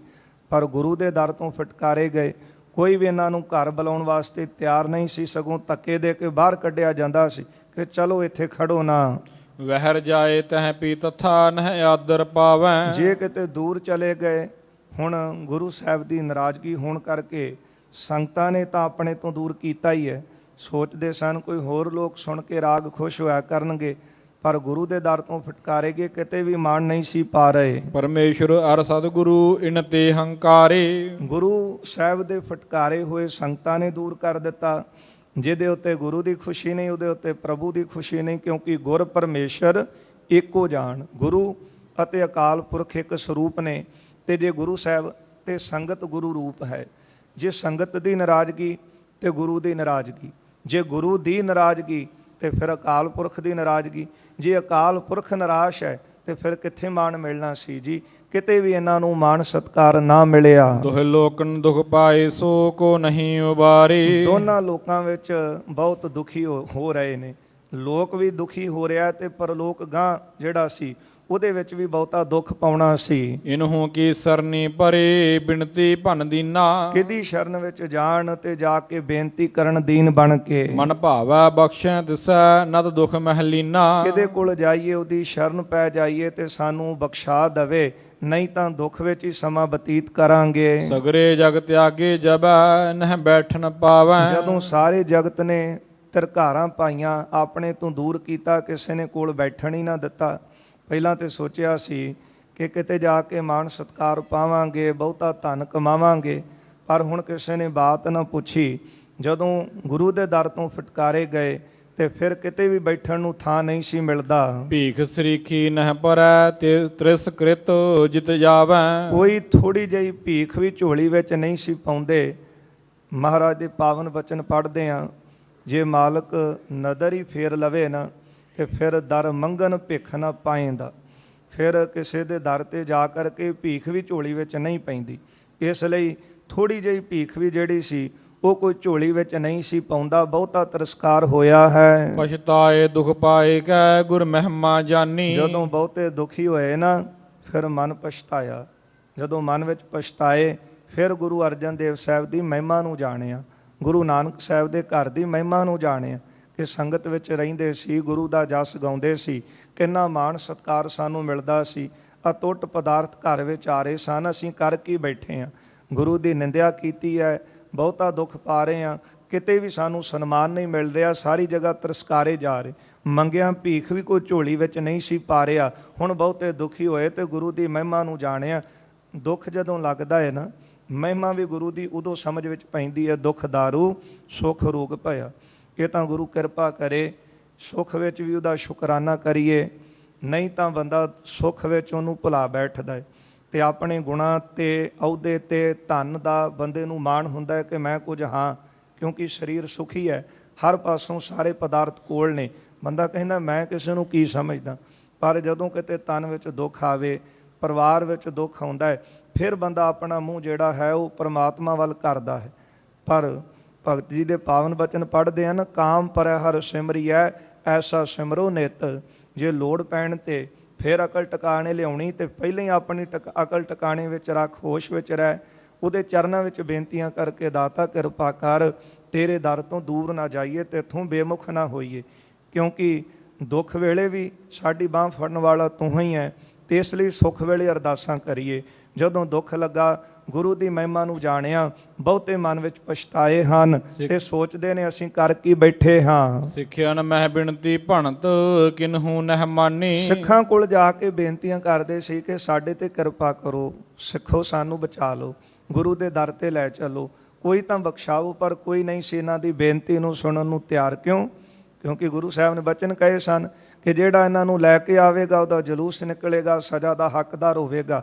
ਇਸ ਲਈ ਕੋਈ ਇਹਨਾਂ ਦੀ ਗੱਲ ਸੁਣਨ ਨੂੰ ਤਿਆਰ ਨਹੀਂ ਸੀ। ਕਾਰੋ ਮੁਖ ਕਰਵਾਏ ਜੋ ਸੋ ਕਰਹਿ ਬਖਾਨੇ। ਇਹਨਾਂ ਦੀ ਸਿਫਾਰਿਸ਼ ਉਹ ਕਰੇ ਨਾ ਜਿਹਨੇ ਆਪਣਾ ਮੂੰਹ ਕਾਲਾ ਕਰਾਉਣਾ ਹੋਵੇ, ਕਿਉਂਕਿ ਗੁਰੂ ਸਾਹਿਬ ਦੇ ਬਚਨ ਅਟੱਲ ਨੇ। ਇਸ ਲਈ ਕਿਹੜਾ ਆਪਣਾ ਮੂੰਹ ਕਾਲਾ ਕਰਾਉਣਾ ਚਾਹੁੰਦਾ ਹੈ, ਕਿਹੜਾ ਜਿਹੜਾ ਹੈ ਸਜ਼ਾ ਜਿਹੜੀ ਪਾਉਣੀ ਚਾਹੁੰਦਾ ਹੈ। ਤੁਮ ਸਰਾਪੇ ਸ੍ਰੀ ਸਤਿਗੁਰੂ ਹੰਕਾਰ ਜੇਠਾਨੇ। ਤੁਸੀਂ ਬਹੁਤਾ ਹੰਕਾਰ ਕੀਤਾ, ਇਸ ਲਈ ਗੁਰੂ ਦਰ ਤੋਂ ਸਰਾਪੇ ਗਏ ਹੋ। ਬੈਠ ਬਸੂਰਤ ਘਰ ਵੇਖੈ ਹਮਨੇ ਕਿਆ ਕੀਨਾ। ਬੈਠ ਕੇ ਘਰ ਵਿੱਚ ਬੜੇ ਝੂਰਦੇ ਨੇ ਕਿ ਅਸੀਂ ਕਰ ਕੀ ਬੈਠੇ ਹਾਂ। ਜਦੋਂ ਸਭ ਕੁਝ ਸੀ ਉਦੋਂ ਹੰਕਾਰ ਨਾਲ ਫੁੱਲੇ ਬੈਠੇ ਸੀ, ਜਦੋਂ ਸਾਰਾ ਕੁਝ ਚਲਾ ਗਿਆ ਘਰ ਵਿੱਚ ਬੈਠੇ ਝੂਰਦੇ ਨੇ, ਦੁਖੀ ਹੁੰਦੇ ਨੇ, ਪਛਤਾਉਂਦੇ ਨੇ ਕਿ ਕੀ ਕਰ ਲਿਆ ਸੀ। ਆਏ ਆਪ ਸ੍ਰੀ ਸਤਿਗੁਰੂ ਨਹਿ ਆਦਰ ਦੀਨਾ। ਗੁਰੂ ਅਰਜਨ ਦੇਵ ਸਾਹਿਬ ਮਹਾਰਾਜ ਜਿਨ੍ਹਾਂ ਦੇ ਦਰ ਤੇ ਇੰਨੀ ਭੀੜ ਰਹਿੰਦੀ ਹੈ, ਸੰਗਤਾਂ ਦੀਆਂ ਕਤਾਰਾਂ ਬਣੀਆਂ ਰਹਿੰਦੀਆਂ ਨੇ, ਦੂਰੋਂ ਦੂਰੋਂ ਚੱਲ ਕੇ ਸੰਗਤਾਂ ਦਰਸ਼ਨ ਕਰਨ ਆ ਰਹੀਆਂ ਨੇ, ਉਹ ਗੁਰੂ ਅਰਜਨ ਦੇਵ ਸਾਹਿਬ ਪ੍ਰਤੱਖ ਹਰੀ ਦੀ ਮੂਰਤ ਚੱਲ ਕੇ ਸਾਡੇ ਘਰੇ ਆਏ। ਅਸੀਂ ਕਰ ਕੀ ਬੈਠੇ ਹਾਂ। ਮਨਾ ਉੱਠ ਕੇ ਅਸੀਂ ਸਤਿਕਾਰ ਹੀ ਨਹੀਂ ਕੀਤਾ ਗੁਰੂ ਸਾਹਿਬ ਦਾ। ਕਹਿ ਕਠੋਰ ਨਿੰਦਾ ਕਰੀ ਕਿਆ ਥੇ ਹਮ ਕੀਰੇ। ਸਗੋਂ ਕਠੋਰ ਬਚਨ ਕਹਿ ਕੇ ਗੁਰੂ ਸਾਹਿਬ ਦੇ ਤਾਈਂ ਵੱਡੇ ਗੁਰੂਆਂ ਦੀ ਨਿੰਦਾ ਕੀਤੀ। ਅਸੀਂ ਹੈ ਕੀ ਸੀ? ਅਸੀਂ ਤਾਂ ਕੀੜੇ ਸਾਂ। ਥਾਪਿਆ ਤਾਂ ਗੁਰੂ ਅਰਜਨ ਦੇਵ ਸਾਹਿਬ ਨੇ ਸਾਨੂੰ ਕੀੜਾ ਥਾਪ ਦੇ ਪਾਤਸ਼ਾਹੀਆਂ ਦਿੱਤੀਆਂ। ਇਹ ਵੀ ਪਾਤਸ਼ਾਹੀਆਂ ਹੈ। ਗੁਰੂ ਦਰਬਾਰ 'ਚ ਬਹਿ ਕੇ ਗੁਰੂ ਦਾ ਜਸ ਗਾਇਨ ਕਰਨਾ ਤੇ ਪਾਤਸ਼ਾਹ ਦਾ ਸਤਿਕਾਰ ਹੁੰਦਾ ਹੈ। ਤੇ ਗੁਰੂ ਕਾ ਸਿੱਖ ਵੀ ਜਿਹੜਾ ਕੀਰਤਨੀਆ ਕੋਈ ਗੁਰੂ ਸਾਹਿਬ ਦੇ ਦਰ ਤੇ ਉਹਦਾ ਜਸ ਗਾਉਣ ਵਾਲਾ, ਗੁਰੂ ਸਾਹਿਬ ਕਹਿੰਦੇ ਮੇਰਾ ਹੀ ਸਰੂਪ ਇਹਨੂੰ ਸਮਝੋ। ਇਹਨਾਂ ਮਾਣ ਸੰਗਤਾਂ ਨੇ ਦਿੱਤਾ ਹੈ। ਅਸੀਂ ਹੈ ਕੀ ਸੀ? ਗੁਰੂ ਨੇ ਆਪਣੇ ਦਰ ਤੇ ਸਾਨੂੰ ਪਾਤਸ਼ਾਹੀਆਂ ਦਿੱਤੀਆਂ ਸਨ। ਝੂਠੇ ਧਾਰ ਗੁਮਾਨ ਕੋ ਨਾ ਲਖਿਓ ਗਹੀਰੇ। ਪਰ ਅਸੀਂ ਝੂਠਾ ਮਾਣ ਅੰਦਰ ਰੱਖਿਆ, ਆਪਣੇ ਅੰਦਰ ਕੀੜਿਆਂ ਨੂੰ। ਜੇ ਗੁਰੂ ਨੇ ਨਵਾਜ ਦਿੱਤਾ ਤੇ ਉੱਥੇ ਕੀੜੇ ਦੀ ਵਡਿਆਈ ਕੀ? ਇਹ ਤਾਂ ਗੁਰੂ ਦੀ ਵਡਿਆਈ ਹੈ। ਸਾਡੇ ਵਿੱਚ ਹੈ ਕੀ, ਸਮਰੱਥਾ ਕੀ, ਕਿਹੜਾ ਗੁਣ, ਕਿਹੜੀ ਬੁੱਧੀ, ਕਿਹੜੀ ਤਾਕਤ ਹੈ। ਬਸ ਇਹ ਤਾਂ ਗੁਰੂ ਸਾਹਿਬ ਨੇ ਨਵਾਜਿਆ, ਪ੍ਰਸੰਨ ਹੋ ਕੇ ਮਹਾਰਾਜ ਨੇ ਆਪਣੇ ਦਰ ਤੇ ਬਿਠਾ ਕੇ ਗੁਣ ਗਾਉਣ ਦੀ ਦਾਤ ਦੇ ਦਿੱਤੀ। ਸੁਰਾਂ ਵਿੱਚ ਰਸ ਭਰਨ ਵਾਲਾ, ਜੀਭਾਂ ਵਿੱਚ ਰਸ ਭਰਨ ਵਾਲਾ ਤੇ ਗੁਰੂ ਆਪ ਬੈਠਾ ਸੀ। ਨਹੀਂ ਤਾਂ ਥੋੜ੍ਹੀ ਜਿਹੀ ਬੰਦੇ ਨੂੰ ਦਿੱਕਤ ਹੋਵੇ, ਬੋਲਿਆ ਵੀ ਨਹੀਂ ਜਾਂਦਾ, ਤੇ ਫਿਰ ਸੁਣਨਾ ਕਿੰਨੇ ਹੈ ਜੀ ਕਿਸੇ ਨੂੰ। ਪਰ ਗੁਰੂ ਸਾਹਿਬ ਨੇ ਇਹਨਾਂ ਸਾਨੂੰ ਮਾਣ ਦਿੱਤਾ। ਗੁਰੂ ਤਾਂ ਗੁਣਾਂ ਦਾ ਸਾਗਰ ਹੈ, ਅਸੀਂ ਕੀੜੇ ਹਾਂ, ਅਸੀਂ ਸਮਝ ਹੀ ਨਾ ਸਕੇ, ਅਸੀਂ ਕਰ ਕੀ ਬੈਠੇ ਹਾਂ। ਪਾਤਸ਼ਾਹ ਪੰਚੇ ਗੁਰੂ ਸਮਭਾਨ ਪ੍ਰਕਾਸ਼ੇ, ਪੰਜੇ ਸਤਿਗੁਰੂ ਸੂਰਜ ਦੀ ਤਰ੍ਹਾਂ ਪ੍ਰਕਾਸ਼ਮਾਨ ਹਨ। ਜਗ ਮੈਂ ਅਰਿਓ ਨ ਅਗਰ ਕੋ ਰਿਪ ਸਰਾਪ ਬਿਨਾਸ਼ੇ। ਇਹਨਾਂ ਗੁਰਾਂ ਦੇ ਅੱਗੇ ਜਗਤ ਵਿੱਚ ਕੋਈ ਅੜ ਨਾ ਸਕਿਆ। ਗੁਰੂ ਨਾਨਕ ਸਾਹਿਬ ਮਹਾਰਾਜ ਦੇ ਬਾਰੇ ਭਾਈ ਗੁਰਦਾਸ ਜੀ ਲਿਖਦੇ ਨੇ, ਵੱਡੇ ਵੱਡੇ ਸਿੱਧ ਵੀ ਆ ਕੇ ਕਹਿੰਦੇ ਨੇ ਗੁਰੂ ਨਾਨਕ ਸਾਹਿਬ ਨੂੰ ਕਿ ਸਿੱਧ ਬੋਲਣ ਸ਼ੁਭ ਬਚਨ ਧੰਨ ਨਾਨਕ ਤੇਰੀ ਵੱਡੀ ਕਮਾਈ। ਕਿਉਂਕਿ ਇਹਨਾਂ ਦਾ ਨਵਾਜਿਆ ਹੋਇਆ, ਭਾਵੇਂ ਕਿਸੇ ਕੀੜੇ ਨੂੰ ਬਾਦਸ਼ਾਹੀ ਬਖਸ਼ ਦਿੱਤੀ। ਤੇ ਜੇ ਕੋਈ ਮਾਣ ਦੇ ਵਿੱਚ ਆ ਕੇ ਰਾਜਾ ਕਹਿੰਦਾ ਕਿ ਮੈਂ ਬੜਾ ਵੱਡਾ, ਤੇ ਫਿਰ ਜਿੱਤੋਂ ਗੁਰੂ ਸਾਹਿਬ ਨਿਰਾਸ਼ ਹੋਏ ਨੇ, ਉਹਨਾਂ ਦੀ ਕਿਸੇ ਨੇ ਬਾਤ ਨਹੀਂ ਪੁੱਛੀ। ਪੰਜੇ ਸਤਿਗੁਰੂ ਸੂਰਜ ਦੀ ਤਰ੍ਹਾਂ ਪ੍ਰਕਾਸ਼ਮਾਨ ਹਨ। ਇਹ ਮੂਰਤ ਹੀ ਖੁਦਾਏ ਕੀ ਜਿਸ ਕੋ ਅਪਮਾਨਾ। ਜਿਨ੍ਹਾਂ ਦਾ ਅਸੀਂ ਅਪਮਾਨ ਕੀਤਾ ਹੈ ਤਾਂ ਖੁਦਾ ਦੀ ਮੂਰਤ ਹਨ, ਅਕਾਲ ਪੁਰਖ ਦਾ ਸਰੂਪ ਹਨ। ਹਮ ਕੋ ਸੁਖ ਕਿਮ ਹੋਏ ਹੈ ਗੁਰ ਸਰਾਪ ਬਖਾਨਾ। ਹੁਣ ਸਾਨੂੰ ਕਿਸ ਤਰ੍ਹਾਂ ਸੁਖ ਪ੍ਰਾਪਤ ਹੋਵੇਗਾ ਜੇ ਗੁਰੂ ਹੀ ਸਾਡੇ ਤੋਂ ਨਾਰਾਜ਼ ਹੋ ਗਿਆ। ਭਾਵੀ ਨੇ ਪ੍ਰੇਰਨ ਕਰਿਓ ਉਰ ਭਇਓ ਹੰਕਾਰਾ। ਹੁਣ ਸੋਚਦੇ ਨੇ, ਕਹਿੰਦੇ ਕਿ ਹੋਣੀ ਨੇ ਸਾਨੂੰ ਪ੍ਰੇਰਿਆ ਤੇ ਸਾਡੇ ਮਨ ਵਿੱਚ ਬਹੁਤਾ ਹੰਕਾਰ ਆ ਗਿਆ ਸੀ। ਹਮ ਹੈ ਸਭੀ ਤੇ ਬੜੇ ਇਮ ਭਾ ਮਦ ਭਾਰਾ। ਇਹ ਮਨ ਵਿੱਚ ਬਹੁਤਾ ਮਾਣ ਆਇਆ ਕਿ ਅਸੀਂ ਸਭ ਤੋਂ ਵੱਡੇ ਹਾਂ। ਕਿਸ ਤਰ੍ਹਾਂ ਮਾਣ ਕਿ ਦੁਨੀਆ ਆ ਕੇ, ਸੰਗਤਾਂ ਆ ਕੇ ਸਾਨੂੰ ਹੱਥ ਜੋੜ ਕੇ ਨਮਸਕਾਰਾਂ ਕਰ ਰਹੀਆਂ, ਅਸੀਂ ਬਹੁਤ ਵੱਡੇ ਹਾਂ। ਵੱਡਾ ਬਣਾਉਣ ਵਾਲਾ ਤੇ ਗੁਰੂ ਆਪ ਬੈਠਾ ਹੈ। ਤੇ ਪਰ ਇਹ ਭੁੱਲ ਗਏ, ਸਾਨੂੰ ਇਸ ਗੱਲ ਦਾ ਬੜਾ ਮਾਣ ਹੋਇਆ। ਗੁਰੂ ਸਭਾ ਸਨਮਾਨ ਹੈ ਹਮ ਜਰਿਓ ਨ ਸੋਈ। ਸਾਡੇ ਕੋਲੋਂ ਜਰਿਆ ਨਾ ਗਿਆ, ਸਨਮਾਨ ਦਿਵਾਉਣ ਵਾਲੇ ਤਾਂ ਗੁਰੂ ਨੇ ਨਾ। ਇਹ ਸਾਡੇ ਕੋਲੋਂ ਮਾਣ ਜਿਹੜਾ ਸੀ, ਵਡਿਆਈ ਜਰੀ ਨਾ ਗਈ। ਘੋਰ ਆਪਦਾ ਮੈਂ ਪਰੇ ਨਹਿ ਰੱਖਿਅਕ ਕੋਈ। ਹੁਣ ਵੱਡੀ ਵਿਪਤਾ ਸਾਨੂੰ ਘੇਰੀ ਬੈਠੀ ਹੈ, ਸਾਡਾ ਰਾਖਾ ਕੋਈ ਨਹੀਂ ਹੈ। ਇੱਕ ਦਿਨ ਬੈਠੇ ਝੂਰ ਤੇ ਮਨ ਮਹਿ ਇਮ ਆਈ। ਇੱਕ ਦਿਨ ਦੋਨੋਂ ਭਰਾ ਘਰ ਵਿੱਚ ਬੈਠੇ ਬੜੇ ਦੁਖੀ ਸਨ। ਇਹਨਾਂ ਦੇ ਮਨ ਵਿੱਚ ਇਹ ਵਿਚਾਰ ਆਈ, ਲੱਦਾ ਸਿੱਖ ਲਾਹੌਰ ਮੈਂ ਤੇ ਬੜ ਬੜਿਆਈ। ਕੀ ਸੋਚਿਆ ਕਿ ਭਾਈ ਲੱਦਾ ਇਹ ਲਾਹੌਰ ਦਾ ਨਿਵਾਸੀ ਹੈ ਤੇ ਇਹਦੀ ਸਿੱਖ ਧਰਮ ਵਿੱਚ, ਸਿੱਖਾਂ ਦੇ ਵਿੱਚ ਬਹੁਤ ਵਡਿਆਈ ਹੈ। ਨਾਲੇ ਇਹਨਾਂ ਦੇ ਨਾਮ ਦੇ ਨਾਲ ਪਰਉਪਕਾਰੀ ਜੁੜਦਾ ਹੈ। ਕਈ ਭਾਰ ਗੁਰਦਾਸ ਨੇ ਸ਼ੁਭ ਸਤੁਤ ਉਚਾਰੀ। ਕਈ ਵਾਰੀ ਭਾਈ ਗੁਰਦਾਸ ਸਾਹਿਬ ਜੀ ਨੇ ਭਾਈ ਲੱਦੇ ਦਾ ਜਸ ਸੁਣਾਇਆ ਹੈ। ਤਿਸ ਤੇ ਸਮ ਦੂਸਰ ਨਹੀਂ ਅਸ ਪਰਿ ਉਪਕਾਰੀ। ਭਾਈ ਲੱਦੇ ਵਰਗਾ ਹੋਰ ਦੂਜਾ ਪਰਉਪਕਾਰੀ ਨਹੀਂ ਹੈ। ਇੱਕ ਤਾਂ ਹੁੰਦਾ ਬੰਦਾ ਆਪਣੇ ਸਵਾਰਥ ਲਈ ਕੁਝ ਕਰਦਾ ਹੈ, ਜਿਸ ਤਰ੍ਹਾਂ ਕੀਰਤਨ ਕੀਤਾ, ਜਸ ਕੀਤਾ, ਸਵਾਰਥ ਲਈ ਕੀਤਾ ਕਿ ਇੰਨੇ ਕੁ ਪੈਸੇ ਆਪਾਂ ਲੈਣੇ ਤੇ ਆਪਾਂ ਚੱਲੇ, ਸਾਨੂੰ ਹੋਰ ਕੋਈ ਮਤਲਬ ਨਹੀਂ। ਪਰ ਇੱਕ ਹੁੰਦਾ ਪਰਉਪਕਾਰ ਲਈ ਕੁਝ ਕਰਨਾ ਕਿ ਆਪਣਾ ਭਲਾ ਹੋਵੇ, ਬਾਣੀ ਪੜ੍ਹ ਕੇ, ਸਿਮਰਨ ਕਰਕੇ, ਕੀਰਤਨ ਕਰਕੇ ਦੂਜਿਆਂ ਦਾ ਵੀ ਭਲਾ ਹੋ ਜਾਵੇ। ਇਹ ਗੁਣ ਮਹਾਂਪੁਰਖਾਂ ਦੇ ਵਿੱਚ ਹੁੰਦੇ ਨੇ। ਜਦੋਂ ਗਿਆਨੀ ਸੰਤ ਸਿੰਘ ਜੀ ਮਸਕੀਨ ਦੱਸਦੇ, ਕਹਿੰਦੇ ਮੈਂ ਆਪਣੇ ਵਿੱਦਿਆ ਉਸਤਾਦ ਦੇ ਨਾਲ ਕਿਸੇ ਦੀਵਾਨ ਵਿੱਚ ਗਿਆ, ਭਰੇ ਇਕੱਠ ਵਿੱਚ ਗਿਆ ਤੇ ਦੇਖਿਆ ਕਿ ਸੁਣਨ ਵਾਲੇ ਬੁਲਾਰਿਆਂ ਦੀ ਗਿਣਤੀ ਬਹੁਤ ਘੱਟ ਸੀ। ਤੇ ਮੈਂ ਉਹਨਾਂ ਨੂੰ ਕਿਹਾ ਕਿ ਤੁਸੀਂ ਥੋੜ੍ਹਾ ਸਮਾਂ ਰੁਕ ਜਾਓ। ਜਦੋਂ ਸਰੋਤਿਆਂ ਦੀ ਗਿਣਤੀ ਬਹੁਤ ਘੱਟ ਸੀ ਤੇ ਥੋੜ੍ਹਾ ਸਮਾਂ ਸੰਗਤ ਬਹੁਤੀ ਆ ਜਾਵੇਗੀ ਤੇ ਫਿਰ ਤੁਸੀਂ ਆਪਣੀ ਕਥਾ ਸ਼ੁਰੂ ਕਰਿਓ। ਕਹਿੰਦੇ ਉਹਨਾਂ ਨੇ ਮੈਨੂੰ ਇੱਕ ਗੱਲ ਕਹੀ ਕਿ ਆਪਾਂ ਇੱਥੇ ਕਥਾ ਜਿਹੜੀ ਹੈ ਉਹ ਦੂਜਿਆਂ ਨੂੰ ਸੁਣਾਉਣ ਵਾਸਤੇ ਨਹੀਂ, ਆਪਣੇ ਆਪ ਨੂੰ ਸੁਣਾਉਣ ਵਾਸਤੇ ਆਏ ਹਾਂ, ਆਪਣਾ ਜੀਵਨ ਬਣਾਉਣ ਵਾਸਤੇ ਆਏ। ਇਸ ਲਈ ਸਭ ਤੋਂ ਪਹਿਲਾਂ ਆਪਣਾ ਜੀਵਨ ਬਣਾਉਣਾ, ਆਪਣੀ ਜੀਵ ਆਤਮਾ ਦੇ ਉੱਤੇ ਤਰਸ ਕਰਨਾ ਤੇ ਫਿਰ ਦੂਜਿਆਂ ਦਾ ਭਲਾ ਕਰਨਾ ਕਿ ਗੁਰੂ ਦੀ ਬਾਣੀ ਸੁਣ ਕੇ, ਕਥਾ ਕੀਰਤਨ ਸੁਣ ਕੇ ਦੂਜਿਆਂ ਦਾ ਵੀ ਉਧਾਰ ਹੋ ਜਾਵੇ। ਇਹ ਮਹਾਂਪੁਰਖਾਂ ਦਾ ਜੀਵਨ ਪਰਉਪਕਾਰੀ ਹੁੰਦਾ ਹੈ। ਇਸ ਲਈ ਸੁਣਿਆ ਹੈ ਭਾਈ ਲੱਦਾ ਜੀ ਬਾਰੇ ਕਿ ਉਹ ਬੜੇ ਪਰਉਪਕਾਰੀ ਨੇ। ਪਰਉਪਕਾਰ ਹੁੰਦਾ ਹੈ ਦੂਜੇ ਦੇ ਉੱਤੇ ਬਿਨਾਂ ਸਵਾਰਥ ਲਈ ਕੀਤਾ ਹੋਇਆ ਉਪਕਾਰ। ਤੇ ਗੁਰਬਾਣੀ ਦੇ ਬਚਨ ਆਪਾਂ ਪੜ੍ਹਦੇ ਹਾਂ, ਗੁਰੂ ਕਾ ਸਿੱਖ ਕੈਸਾ ਉਪਕਾਰੀ ਹੈ, ਆਪਣਾ ਬਿਗਾਰ ਬਿਰਾਨਾ ਸੰਡ ਹੈ। ਜਦੋਂ ਪਰਉਪਕਾਰ ਕਰਨਾ ਹੋਵੇ ਨਾ ਤੇ ਫਿਰ ਬੜੀਆਂ ਮੁਸ਼ਕਲਾਂ ਦਾ ਸਾਹਮਣਾ ਵੀ ਕਰਨਾ ਪੈਂਦਾ ਹੈ, ਫਿਰ ਆਪਣਾ ਨੁਕਸਾਨ ਵੀ ਕਰਾਉਣਾ ਪੈਂਦਾ ਦੂਜੇ ਦਾ ਕੁਝ ਸਵਾਰਨ ਵਾਸਤੇ। ਨਹੀਂ ਤਾਂ ਬੰਦਾ ਕਹਿੰਦਾ ਹੈ ਕਿ ਮੈਨੂੰ ਕੀ ਲੋੜ ਇਹ ਮੁਸੀਬਤ ਆਪਣੇ ਗਲ ਪਾਉਣ ਦੀ। ਪਰ ਗੁਰਸਿੱਖਾਂ ਦਾ ਇਹ ਸੁਭਾਅ ਐਸਾ ਜੀਵਨ ਹੈ। ਸੋ ਮਨ ਵਿੱਚ ਵਿਚਾਰ ਆਈ ਕਿ ਭਾਈ ਲੱਦਾ ਜਿਨ੍ਹਾਂ ਦਾ ਜਸ ਭਾਈ ਗੁਰਦਾਸ ਸਾਹਿਬ ਨੇ ਸੁਣਾਇਆ ਕਿ ਉਹ ਬਹੁਤ ਵੱਡੇ ਪਰਉਪਕਾਰੀ ਹਨ। ਸੋ ਬਖਸ਼ਾ ਵਹਿ ਗੋਹ ਮੈਂ ਨਿਸ਼ਚੈ ਅਸਠਾਨੀ। ਉਹ ਭਾਈ ਲੱਦਾ ਜੀ ਸਾਨੂੰ ਬਖਸ਼ਾ ਦੇਣਗੇ, ਇਹ ਮਨ ਵਿੱਚ ਪੱਕਾ ਭਰੋਸਾ ਜਿਹੜਾ ਸੀ ਇਹਨਾਂ ਨੇ ਬੰਨ ਲਿਆ। ਲਾਭਪੁਰ ਕੋ ਗਮਨੇ ਜੁਗਲ ਸਭ ਕਰ ਮਦਹਾਨੀ। ਇਹ ਦੋਨੇ ਭਰਾ ਆਪਣਾ ਘਰ ਹੁਣ ਦੂਰ ਕਰਕੇ ਲਾਹੌਰ ਨੂੰ ਤੁਰ ਪਏ ਹਨ। ਏਕ ਨਿਸਾ ਬਸ ਪੰਥ ਮਹਿ ਪਹੁੰਚੇ ਤਿਸ ਥਾਈ। ਇੱਕ ਰਾਤ ਰਸਤੇ ਵਿੱਚ ਰੁਕ ਕੇ ਤੇ ਪਹੁੰਚ ਗਏ ਹਨ ਜਿੱਥੇ ਭਾਈ ਲੱਦੇ ਦਾ ਘਰ ਹੈ। ਫਿਰਤ ਮਿਲੈ ਸਿਖ ਗਰੀਬ ਮਹਿ ਇਤ ਉਤ ਟਰ ਜਾਈ। ਹੁਣ ਲਾਹੌਰ ਵਿੱਚ ਵੀ ਸਿੱਖ ਸੰਗਤਾਂ ਰਹਿੰਦੀਆਂ ਸੀ ਤੇ ਲਾਹੌਰ ਵੀ ਇਹ ਖਬਰ ਜਿਹੜੀ ਸੀ ਪਹੁੰਚ ਚੁੱਕੀ ਸੀ ਕਿ ਕੋਈ ਵੀ ਇਹਨਾਂ ਨੂੰ ਮੂੰਹ ਨਾ ਲਾਵੇ। ਹੁਣ ਜਿਹੜਾ ਵੀ ਇਹਨਾਂ ਨੂੰ ਰਸਤੇ ਵਿੱਚ ਗਲੀ ਬਾਜ਼ਾਰ ਵਿੱਚ ਮਿਲਦਾ ਸੀ ਉਹ ਇਹਨਾਂ ਨੂੰ ਦੇਖ ਕਰਕੇ ਇੱਧਰ ਉੱਧਰ ਟਲ ਜਾਂਦਾ ਸੀ, ਆਪਣਾ ਰੁੱਖ ਘੁਮਾ ਲੈਂਦਾ ਸੀ, ਇਹਨਾਂ ਨੂੰ ਮੱਥੇ ਨਹੀਂ ਸੀ ਲਾਉਂਦਾ। ਕੋਸਿਕ ਬਦਨ ਦੁਰਾਏ ਨਿਜ ਅੰਚਰ ਕੋ ਡਾਰੈ। ਜੇ ਕੋਈ ਸਾਹਮਣੇ ਆ ਮਿਲ ਪੈਂਦਾ ਤੇ ਛੇਤੀ ਨਾਲ ਆਪਣੇ ਮੂੰਹ ਦੇ ਉੱਤੇ ਕੱਪੜਾ ਪਾ ਲੈਂਦੇ, ਆਪਣੇ ਮੂੰਹ ਨੂੰ ਢੱਕ ਲੈਂਦੇ ਸਨ। ਨਹਿ ਦਿਖਾਏ ਮੁਖ ਆਪਣੋ ਨਹਿ ਤਿਨੋ ਨਿਹਾਰੈ। ਨਾ ਆਪਣਾ ਮੂੰਹ ਦਿਖਾਉਂਦੇ ਸਨ ਤੇ ਨਾ ਹੀ ਇਹਨਾਂ ਫਟਕਾਰਿਆਂ ਹੋਇਆਂ ਦਾ ਮੂੰਹ ਦੇਖਦੇ ਸਨ। ਮਹਾ ਅਗੀ ਸਮਝਾਨ ਕੈ ਬੋਲੇ ਨਹਿ ਕੋਈ। ਵੱਡੇ ਪਾਪੀ ਜਾਣ ਕੇ ਕੋਈ ਵੀ ਇਹਨਾਂ ਨਾਲ ਬੋਲਦਾ ਨਹੀਂ ਸੀ। ਇਹ ਗੁਰ ਤੇ ਸਰਾਪਤ ਮਹਾ ਕਿਤ ਮਿਲੈ ਨ ਢੋਈ। ਇਹ ਤਾਂ ਗੁਰੂ ਦੇ ਸਰਾਪੇ ਹੋਏ ਨੇ, ਜਿਹੜਾ ਗੁਰੂ ਦਰ ਦਾ ਸਰਾਪਿਆ, ਗੁਰੂ ਦਰ ਦਾ ਫਟਕਾਰਿਆ, ਉਹਨੂੰ ਢੋਈ ਕਿੱਥੇ ਮਿਲਣੀ ਹੈ। ਪਹੁੰਚੇ ਲੱਦੇ ਕੇ ਸਦਨਾ ਕਿਨ ਜਾਏ ਸੁਨਾਵਾ।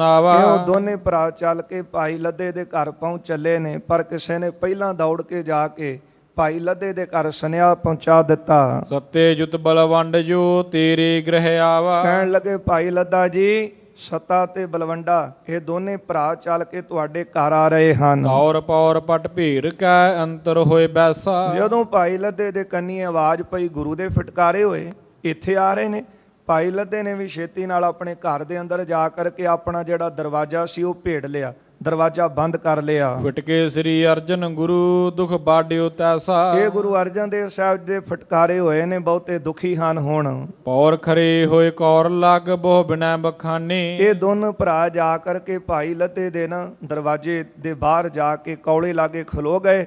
ਉੱਥੇ ਖਲੋ ਕਰਕੇ ਉੱਚੀ ਉੱਚੀ ਬੇਨਤੀਆਂ ਕਰਨ ਲੱਗੇ। ਤਰਾਹੇ ਤਰਾਹੇ ਸਰਨੀ ਪਰੇ ਸੁਨ ਸਿਫਤ ਮਹਾਨੀ। ਅਸੀਂ ਬੜੇ ਦੁਖੀ ਹਾਂ, ਐ ਭਰਾਵਾ ਤੇਰੀ ਸਿਫਤ ਸੁਣ ਕੇ ਤੇਰੇ ਦਰ ਤੇ ਆਏ ਹਾਂ। ਗੁਰ ਸਿੱਖਣ ਮੈਂ ਨਾਮ ਤੋਵ ਕਹਿ ਪਰਿ ਉਪਕਾਰੀ। ਭਾਈ ਸਾਹਿਬ ਜੀ, ਗੁਰਸਿੱਖਾਂ ਵਿੱਚ ਤੁਹਾਡਾ ਨਾਮ ਪਰਉਪਕਾਰੀ ਹੈ, ਸੁਣੀਦਾ ਹੈ ਗੁਰਸਿੱਖਾਂ ਪਾਸੋਂ ਤੁਸੀਂ ਬਹੁਤ ਵੱਡੇ ਪਰਉਪਕਾਰੀ ਹੋ। ਕਰ ਸਹਾਇਤਾ ਦੀਨ ਲੱਖ ਕਟ ਬਿਰਥਾ ਹਮਾਰੀ। ਸਾਨੂੰ ਗਰੀਬ ਜਾਣ ਕੇ, ਦੁਖੀ ਜਾਣ ਕੇ ਸਾਡਾ ਇਹ ਦੁੱਖ ਦੂਰ ਕਰਾ ਦਿਓ, ਸਾਡੀ ਇਹ ਪੀੜਾ ਕਟਾ ਦੇਵੋ। ਲਾਜ ਨਾਮ ਕੀ ਰਾਖੀਏ ਅਰਦਾਸ ਸੁਨੀਜੈ। ਅਸੀਂ ਤੁਹਾਨੂੰ ਬੇਨਤੀ ਕਰਦੇ ਹਾਂ, ਆਪਣੇ ਨਾਂ ਦੀ ਸਿੱਖਾ ਲਾਜ ਰੱਖ। ਤੇਰੇ ਨਾਮ ਦੇ ਨਾਲ ਪਰਉਪਕਾਰੀ ਜੁੜਦਾ ਹੈ, ਕਿਰਪਾ ਕਰਕੇ ਆਪਣੇ ਨਾਂ ਦੀ ਲਾਜ ਰੱਖ ਲੈ। ਏਕ ਬੇਰ ਸ੍ਰੀ ਗੁਰ ਨਿਕਟ ਹਮਰੀ ਸੁਧ ਦੀਜੈ। ਸਾਨੂੰ ਇੱਕ ਵਾਰ ਗੁਰੂ ਦੇ ਪਾਸ ਲੈ ਚੱਲ, ਗੁਰੂ ਸਾਹਿਬ ਦੇ ਕੋਲ ਜਾ ਕਰਕੇ ਸਾਡੀ ਇਹ ਖਬਰ ਪਹੁੰਚਾ ਦੇ। ਆਣ ਥਾਨ ਤੁਝ ਬਿਨਾ ਨ ਹੈ ਜਿਸ ਕੇ ਢਿਗ ਜਾਵੈ। ਹੋਰ ਕੋਈ ਵੀ ਥਾਂ ਨਹੀਂ ਹੈ ਜਿਹਦੇ ਕੋਲ ਜਾ ਕੇ ਅਸੀਂ ਬੇਨਤੀ ਕਰੀਏ। ਦਰ ਤੇਰੇ ਹਮ ਪਰ ਰਹੇ ਕਰ ਜਿਉ ਉਰ ਭਾਵੈ। ਭਾਈ ਸਾਹਿਬ ਤੁਹਾਡੇ ਦਰ ਤੇ ਅਸੀਂ ਪੈ ਗਏ, ਹੁਣ ਜਿੱਦਾਂ ਤੁਹਾਨੂੰ ਚੰਗਾ ਲੱਗਦਾ ਉਦਾਂ ਕਰਿਓ ਜੇ। ਮਾਰੋ ਕਿਦੋਂ ਜਵਾਏ ਦੇਹੋ ਹਮ ਤੋਹੇ ਅਧੀਨਾ। ਹੁਣ ਸਾਨੂੰ ਕੋਈ ਹੋਰ ਆਸਰਾ ਨਹੀਂ ਹੈ, ਤੇਰੇ ਦਰ ਤੇ ਸਿੱਖਾ ਪਏ ਆ, ਸਾਨੂੰ ਮਾਰ ਲੈ ਜਾਂ ਬਚਾ ਲੈ, ਅਸੀਂ ਤੇਰੇ ਅਧੀਨ ਹਾਂ। ਘਰ ਨਿਕਸੇ ਤੱਕ ਸ਼ਰਨ ਤੁਵ ਕੀਜੈ ਦੁਖਹੀਨਾ। ਅਸੀਂ ਤੇਰੇ ਸ਼ਰਨ ਨੂੰ ਤੱਕ ਕੇ ਆਪਣੇ ਘਰੋਂ ਨਿਕਲੇ ਆ ਤੇ ਗੁਰਸਿੱਖਾ ਹੁਣ ਕਿਰਪਾ ਕਰ ਸਾਡਾ ਦੁੱਖ ਕੱਟ ਦੇ। ਇਸ ਪ੍ਰਕਾਰ ਬਹੁ ਬੇਨਤੀ ਕਰ ਕੇਤਕ ਕਾਲਾ। ਇਸ ਤਰ੍ਹਾਂ ਬਹੁਤ ਬੇਨਤੀਆਂ ਕੀਤੀਆਂ ਹਨ ਤੇ ਬਹੁਤ ਸਮਾਂ ਇਸੇ ਤਰ੍ਹਾਂ ਬੈਠੇ ਰਹੇ ਹਨ। ਬੈਠ ਰਹੇ ਦਰ ਪਰ ਤਬੈ ਹੋਏ ਲਜਤ ਵਿਸਾਲਾ। ਬਹੁਤ ਲੱਜਤ ਸ਼ਰਮਸਾਰ ਹੋ ਕੇ ਭਾਈ ਲੱਦੇ ਦੇ ਘਰ ਦੇ ਬਾਹਰ ਦਰਵਾਜ਼ੇ ਤੇ ਸਾਹਮਣੇ ਬੈਠੇ ਰਹੇ ਹਨ। ਲੱਦਾ ਚਿਤਵਤ ਚਿਤ ਵੇਖਿਆ ਮੈਂ ਕੀਏ ਉਪਕਾਰਾ। ਭਾਈ ਲੱਦਾ ਜੀ ਨੇ ਆਪਣੇ ਚਿੱਤ ਵਿੱਚ ਵਿਚਾਰਿਆ ਹੈ ਕਿ ਪਹਿਲਾਂ ਗੁਰੂ ਸਾਹਿਬ ਦੀ ਕਿਰਪਾ ਦੇ ਨਾਲ ਬੜੇ ਪਰਉਪਕਾਰ ਹੋਏ ਹਨ। ਸਭ ਤਜ ਮੇਰੇ ਦਰ ਪਰੇ ਇਨ ਕਾਰਜ ਭਾਰਾ। ਤਾਂ ਇਹ ਮੇਰੇ ਦਰਵਾਜ਼ੇ ਤੇ ਆਏ ਨੇ ਤੇ ਇਹਨਾਂ ਦਾ ਬਹੁਤ ਵੱਡਾ ਕਾਰਜ ਹੈ, ਬੜਾ ਵੱਡਾ ਕੰਮ ਹੈ। ਕਹਿਨ ਬਣੈ ਨਹਿ ਨਿਕਟ ਗੁਰ ਮੁਖ ਕਰ ਹੈ ਕਾਰੋ। ਪਰ ਗੁਰੂ ਸਾਹਿਬ ਦੇ ਕੋਲ ਕਹਿਣਾ ਬਣਦਾ ਨਹੀਂ, ਕਿਉਂਕਿ ਗੁਰੂ ਸਾਹਿਬ ਨੇ ਕਿਹਾ ਜਿਹੜਾ ਸਿਫਾਰਿਸ਼ ਕਰੇਗਾ ਉਹਦਾ ਮੂੰਹ ਕਾਲਾ ਹੋਵੇਗਾ। ਇਮ ਕਾਰਜ ਇਨ ਕੋ ਬਣੈ ਨਹਿ ਕੋ ਵਿਚਾਰੋ। ਪਰ ਹੁਣ ਕੋਈ ਇਲਾਜ ਵੀ ਹੈ ਨਹੀਂ ਕਿ ਇਹਨਾਂ ਨੂੰ ਕਿਸ ਤਰ੍ਹਾਂ ਬਖਸ਼ਾਈਏ, ਕਿਉਂਕਿ ਦਰ ਤੇ ਆਏ ਬੈਠੇ ਨੇ। ਯਾਨੀ ਕਿ ਗੁਰੂ ਕੇ ਸਿੱਖ ਉਹ ਵੀ ਇੰਨੇ ਸਨਮਾਨਯੋਗ ਨੇ ਕਿ ਜਿਹਨੂੰ ਗੁਰੂ ਸ਼ਰਾਪ ਦਵੇ, ਜਿਹਨੂੰ ਗੁਰੂ ਫਟਕਾਰ ਦਵੇ, ਤੇ ਜੇ ਕਿਤੇ ਸੰਗਤ ਵਿੱਚ ਆ ਕਰਕੇ ਬੇਨਤੀ ਕੀਤੀ ਜਾਵੇ ਤੇ ਫਿਰ ਸੰਗਤ ਵਿੱਚ ਵੀ ਐਸੇ ਪਰਉਪਕਾਰੀ ਸਿੱਖ ਨੇ ਜਿਹੜਾ ਗੁਰੂ ਸਾਹਿਬ ਦੇ ਚਰਨਾਂ 'ਚ ਜਾ ਕੇ ਬੇਨਤੀਆਂ ਕਰਦੇ ਕਿ ਦਾਤਾ ਇਹ ਭੁੱਲ ਗਿਆ ਸੀ, ਕਿਰਪਾ ਕਰਕੇ ਇਹਨੂੰ ਬਖਸ਼ ਦੇ, ਤੇ ਗੁਰੂ ਫਿਰ ਉਹਨਾਂ ਦੀ ਸੁਣ ਕੇ ਬਖਸ਼ ਵੀ ਦਿੰਦਾ ਹੈ। ਉਸ ਵੇਲੇ ਭਾਈ ਲੱਦਾ ਜੀ ਨੇ ਵਿਚਾਰਿਆ ਕਿ ਜਾਣ ਵਿਚਾਰੇ ਕਿੱਥੇ, ਹੁਣ ਇੱਥੇ ਆਏ ਬੈਠੇ ਨੇ, ਮੈਂ ਵੀ ਪਰਉਪਕਾਰ ਕੀਤੇ ਨੇ, ਨਾਮ ਦੇ ਨਾਲ ਪਰਉਪਕਾਰੀ ਲੱਗਦਾ ਹੈ, ਪਰ ਹੁਣ ਅੱਗੇ ਜਿਹੜਾ ਜਾਵੇਗਾ ਉਦੋਂ ਮੁਕਾਲਾ ਹੋਵੇਗਾ, ਪਰ ਜੇ ਨਾ ਇਹਨਾਂ ਨੂੰ ਖੜਿਆ ਇਹ ਕਿੱਥੇ ਜਾਣਗੇ। ਬਹੁਰ ਵਿਚਾਰਿਓ ਆਪ ਹੀ ਕਰਹੁ ਮੁਖਕਾਰਾ। ਫਿਰ ਭਾਈ ਲੱਦੇ ਨੇ ਪਹਿਲਾਂ ਹੀ ਵਿਚਾਰ ਲਿਆ ਕਿ ਗੁਰੂ ਸਾਹਿਬ ਨੇ ਕਿਹਾ ਜਿਹੜਾ ਸਿਫਾਰਿਸ਼ ਕਰਨ ਲੈ ਕੇ ਆਵੇਗਾ ਤਾਂ ਮੂੰਹ ਕਾਲਾ ਕੀਤਾ ਜਾਵੇਗਾ। ਭਾਈ ਲੱਦਾ ਜੀ ਨੇ ਪਹਿਲਾਂ ਹੀ ਆਪਣਾ ਮੁਖ ਜਿਹੜਾ ਸੀ ਵਿਚਾਰ ਕੀਤੀ ਕਿ ਮੈਂ ਪਹਿਲਾਂ ਹੀ ਆਪਣਾ ਮੂੰਹ ਕਾਲਾ ਕਰ ਲੈਣਾ ਹਾਂ। ਛੜ ਗਰਦਬ ਪਰ ਜਾਏ ਹੋ ਗੁਰ ਕੇ ਦਰਬਾਰਾ। ਗੁਰੂ ਸਾਹਿਬ ਨੇ ਕਿਹਾ ਗਧੇ ਉੱਤੇ ਬਿਠਾ ਕੇ ਉਹਦਾ ਜਲੂਸ ਕੱਢਿਆ ਜਾਵੇਗਾ। ਕਹਿੰਦੇ ਠੀਕ ਆ, ਫਿਰ ਗੁਰੂ ਦਾ ਬਚਨ ਤਾਂ ਮੰਨਣਾ ਹੀ ਹੈ ਨਾ, ਇਸ ਲਈ ਪਹਿਲਾਂ ਹੀ ਗਧੇ ਉੱਤੇ ਚੜ ਕੇ ਮੂੰਹ ਕਾਲਾ ਕਰਕੇ ਉੱਥੇ ਜਾਵਾਂਗਾ। ਕਉ ਕਹਿ ਬੋ ਨੀਕੋ ਹੈ ਬਨ ਹੈ ਇਮ ਕਾਜੂ। ਫਿਰ ਗੁਰੂ ਸਾਹਿਬ ਦੇ ਕੋਲ ਜਾ ਕੇ ਕਹਿਣਾ ਬਣਦਾ ਹੈ, ਫਿਰ ਇਹਨਾਂ ਦਾ ਕੰਮ ਸਵਰ ਜਾਵੇਗਾ। ਦੇਖਿਆ ਪ੍ਰਥਮ ਸਜਾਏ ਕੋ ਗੁਰ ਦੇਹ ਨਿਵਾਜੂ। ਪਹਿਲਾਂ ਗੁਰੂ ਸਾਹਿਬ ਦੇਖਣਗੇ ਕਿ ਜਿਹੜੀ ਸਜ਼ਾ ਮੈਂ ਦੇਣੀ ਸੀ ਉਹ ਤਾਂ ਪਹਿਲਾਂ ਹੀ ਪ੍ਰਵਾਨ ਕਰੀ ਆਇਆ ਭਾਈ ਲੱਦਾ, ਫਿਰ ਗੁਰੂ ਗਰੀਬ ਨਵਾਜ ਹਨ, ਇਹਨਾਂ ਨੂੰ ਬਖਸ਼ ਦੇਣਗੇ। ਕਰ ਨਿਸ਼ਚੇ ਦਰ ਖੋਲ ਕੇ ਅੰਤਰ ਪ੍ਰਵਸ਼ਾਏ। ਇਸ ਤਰ੍ਹਾਂ ਗੁਰੂ ਸਾਹਿਬ ਤੇ ਭਰੋਸਾ ਰੱਖ ਕੇ ਕਿ ਮਹਾਰਾਜ ਹੁਣ ਤੁਸੀਂ ਕਿਰਪਾ ਕਰੋ, ਤੇ ਗੁਰੂ ਸਾਹਿਬ ਦੇ ਚਰਨਾਂ ਦੀ ਓਟ ਲੈ ਕੇ ਭਾਈ ਲੱਦੇ ਨੇ ਦਰਵਾਜ਼ਾ ਖੋਲ ਦਿੱਤਾ। ਧੀਰ ਦੀਨ ਕਰਹੁ ਜਤਨ ਗੁਰੇਸ਼ ਪੁਰਾਏ। ਇਹ ਬਾਹਰ ਬੈਠੇ ਰੋ ਰਹੇ ਸਨ, ਤਰਲੇ ਲੈ ਰਹੇ ਸਨ। ਇਹਨਾਂ ਭਾਈ ਲੱਦੇ ਨੇ ਫਿਰ ਧੀਰਜ ਦਿੱਤਾ, ਹੌਸਲਾ ਦਿੱਤਾ, ਕਹਿਣ ਲੱਗੇ ਗੁਰੂ ਬਖਸ਼ੇਗਾ ਤੁਹਾਨੂੰ। ਜਿਸ ਦਿਨ ਰਾਖੇ ਪਾਸ ਨਿਜ ਪੁਨ ਉਠਿਓ ਸਕਾਰਾ। ਉਹ ਦਿਨ ਭਾਈ ਲੱਦੇ ਨੇ ਇਹਨਾਂ ਨੂੰ ਆਪਣੇ ਕੋਲ ਰੱਖਿਆ, ਅਗਲੇ ਦਿਨ ਤੜਕਸਾਰ ਉੱਠੇ ਹਨ। ਪੂਰਬ ਮੂੰਡ ਮੁੰਡਾਏ ਕੈ ਮੁਖ ਕੀਨ ਸਕਾਰਾ। ਸਭ ਤੋਂ ਪਹਿਲਾਂ ਗੁਰੂ ਸਾਹਿਬ ਨੇ ਕਿਹਾ ਸੀ ਉਹਦੇ ਵਾਲ ਖੋਲੇ ਜਾਣਗੇ, ਆਪਣੇ ਵਾਲ ਖੋਲ ਕੇ ਆਪੇ ਹੀ ਆਪਣਾ ਮੂੰਹ ਕਾਲਾ ਕਰ ਲਿਆ। ਗਰਦਬ ਕਰ ਭਾਰਾ ਲਿਓ ਹੋਏ ਤਿਸ ਅਸਵਾਰੋ। ਇੱਕ ਪਹਾੜੇ ਤੇ ਗਧਾ ਲਿਆ, ਕਿਰਾਏ ਤੇ ਇੱਕ ਗਧਾ ਲੈ ਕੇ ਹੋਏ ਤੇ ਸਸਵਾਰੋ। ਉਸ ਗਧੇ ਤੇ ਭਾਈ ਲੱਦਾ ਜੀ ਸਵਾਰ ਹੋ ਗਏ। ਸੰਗ ਢੋਲ ਬਜਵਾਇਓ ਨਰ ਪਿਖੇ ਹਜ਼ਾਰੋਂ। ਆਪਣੇ ਅੱਗੇ ਢੋਲ ਵਜਵਾ ਰਹੇ ਨੇ ਤੇ ਹਜ਼ਾਰਾਂ ਹੀ ਲੋਕ ਭਾਈ ਲੱਦੇ ਵੱਲ ਦੇਖ ਰਹੇ ਨੇ, ਇਹ ਕੌਣ ਹੈ? ਗਧੇ ਤੇ ਚੜਿਆ ਆ ਰਿਹਾ, ਮੂੰਹ ਕਾਲਾ ਕੀਤਾ, ਕੇਸ ਖੁੱਲੇ ਹਨ, ਅੱਗੇ ਅੱਗੇ ਢੋਲ ਵੱਜ ਰਿਹਾ ਹੈ। ਮਗਨਿਸ ਬਸ ਗੁਰ ਕੀ ਪੁਰੀ ਅਗਲ ਦਿਨ ਆਇਓ। ਰਸਤੇ ਵਿੱਚ ਰੁਕ ਕੇ ਅਗਲੇ ਦਿਨ ਅੰਮ੍ਰਿਤਸਰ ਨਗਰੀ ਵਿੱਚ ਪਹੁੰਚ ਗਏ ਹਨ। ਪ੍ਰਥਮ ਪ੍ਰਕਰਮਾ ਨਗਰ ਕੀ ਕਰ ਕੇ ਪ੍ਰਵੇਸ਼ਾਇਓ। ਸਭ ਤੋਂ ਪਹਿਲਾਂ ਅੰਮ੍ਰਿਤਸਰ ਨਗਰ ਦੀਆਂ ਬਾਰ-ਬਾਰ ਜਿਹੜੀਆਂ ਪ੍ਰਕਰਮਾਂ ਨੇ ਕੀਤੀਆਂ ਨੇ। ਕੌਤਕ ਹੇਤ ਬਿਲੋਕ ਬੇ ਨਰ ਪੇ ਸਮੁੰਦਾਇਆ। ਅੰਮ੍ਰਿਤਸਰ ਨਗਰੀ ਵਿੱਚ ਪ੍ਰਵੇਸ਼ ਕਰ ਗਏ। ਇਹ ਕੌਤਕ ਜਿਹੜਾ ਹੈ ਨਜ਼ਾਰਾ ਬਹੁਤ ਲੋਕ ਤੱਕ ਰਹੇ ਹਨ। ਗਰੀ ਗਰੀ ਫਿਰ ਨਗਰ ਮਹਿ ਬਿਨਿਜ ਵੇਖ ਦਿਖਾਇਆ। ਗਲੀ ਗਲੀ ਅੰਮ੍ਰਿਤਸਰ ਦੇ ਬਾਜ਼ਾਰਾਂ ਵਿੱਚ ਫਿਰੇ ਹਨ ਤੇ ਆਪਣਾ ਜਿਹੜਾ ਭੇਸ ਸੀ ਧਾਰਿਆ ਹੋਇਆ ਉਹ ਸਾਰਿਆਂ ਨੂੰ ਦਿਖਾਇਆ। ਨਰ ਨਾਰੀ ਬਾਲਕ ਤਰਨ ਬ੍ਰਿਧ ਸਕਲ ਨਿਹਾਰਾ। ਮਨੁੱਖ, ਇਸਤਰੀਆਂ, ਬੱਚੇ, ਬੁੱਢੇ ਸਾਰੇ ਭਾਈ ਲੱਦੇ ਵੱਲ ਦੇਖਦੇ ਹਨ। ਜਸ ਪਸਰਿਓ ਸਭ ਧਨ ਕਹੈ ਕਿ ਇਹ ਬਾੜੀ ਉਪਕਾਰਾ। ਸਾਰੇ ਪਾਸੇ ਭਾਈ ਲੱਦੇ ਦਾ ਹੋਰ ਜਸ ਫੈਲਿਆ। ਸਾਰੇ ਕਹਿੰਦੇ ਭਾਈ ਲੱਦਿਆ ਤੂੰ ਧੰਨ ਹੈ, ਤੂੰ ਧੰਨ ਹੈ। ਇੰਨਾ ਵੱਡਾ ਪਰਉਪਕਾਰ ਕਿਹੜਾ ਆਪਣਾ ਵਿਗਾੜਦਾ ਹੈ ਤੇ ਦੂਜੇ ਦਾ ਸਵਾਰਨ ਲਈ। ਇੱਥੇ ਤਾਂ ਦੂਜੇ ਆਪਣਾ ਸਵਾਰਨ ਲਈ ਦੂਜੇ ਦਾ ਜ਼ਰੂਰ ਬੰਦਾ ਵਿਗਾੜ ਦਵੇ, ਪਰ ਕੋਈ ਵਿਰਲਾ ਪਰਉਪਕਾਰੀ ਐਸਾ ਗੁਰਸਿੱਖ ਜਿਹਨੇ ਆਪਣਾ ਆਪ ਵਿਗਾੜਿਆ ਤੇ ਭਾਈ ਸੱਤੇ ਅਤੇ ਬਲਵੰਡ ਜੀ ਦਾ ਸਵਾਰ ਦਿੱਤਾ।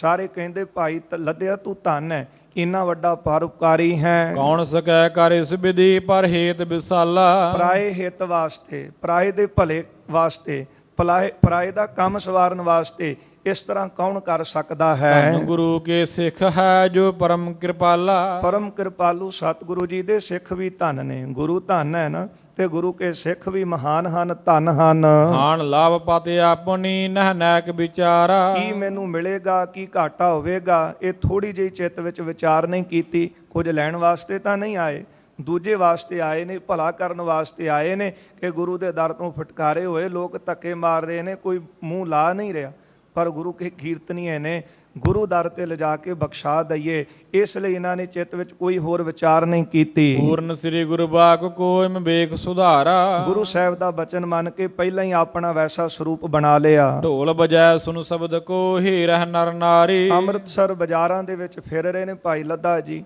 ਢੋਲ ਵੱਜ ਰਿਹਾ ਹੈ, ਮਨੁੱਖ ਇਸਤਰੀਆਂ ਸਾਰੇ ਇਸ ਨਜ਼ਾਰੇ ਨੂੰ ਅੱਖੀਂ ਵੇਖ ਰਹੇ ਨੇ। ਗਰੀ ਗਰੀ ਫਿਰ ਸਭ ਪੁਰੀ ਸਿੱਖ ਪਰਿ ਉਪਕਾਰੀ। ਅੰਮ੍ਰਿਤਸਰ ਨਗਰੀ ਦੀ ਗਲੀ ਗਲੀ ਬਾਜ਼ਾਰ ਬਾਜ਼ਾਰ ਵਿੱਚ ਫਿਰੇ ਨੇ ਪਰਉਪਕਾਰੀ ਸਿੱਖ ਭਾਈ ਲੱਦਾ ਜੀ। ਬੜੇ ਸੁਹਾਵਤ ਗੁਰੂ ਜੀ ਇਮ ਸੁਣ ਕੇ ਕਾਨਾ। ਇਧਰ ਗੁਰੂ ਅਰਜਨ ਦੇਵ ਸਾਹਿਬ ਮਹਾਰਾਜ ਥੜਾ ਸਾਹਿਬ ਬਿਰਾਜਮਾਨ ਸਨ। ਜਦੋਂ ਗੁਰੂ ਸਾਹਿਬ ਜੀ ਨੇ ਆਪਣੇ ਕੰਨੀ ਸੁਣਿਆ, ਕੀ ਸੁਣਿਆ ਕਿ ਭਾਈ ਲੱਦਾ ਜੀ ਪਰਉਪਕਾਰੀ ਗਧੇ ਉੱਤੇ ਬੈਠਾ। ਪੁੱਛਦੇ ਨੇ ਮਹਾਰਾਜ ਇਹ ਆਵਾਜ਼ ਕਾਹਦੀ, ਸ਼ੋਰ ਕਾਹਦਾ?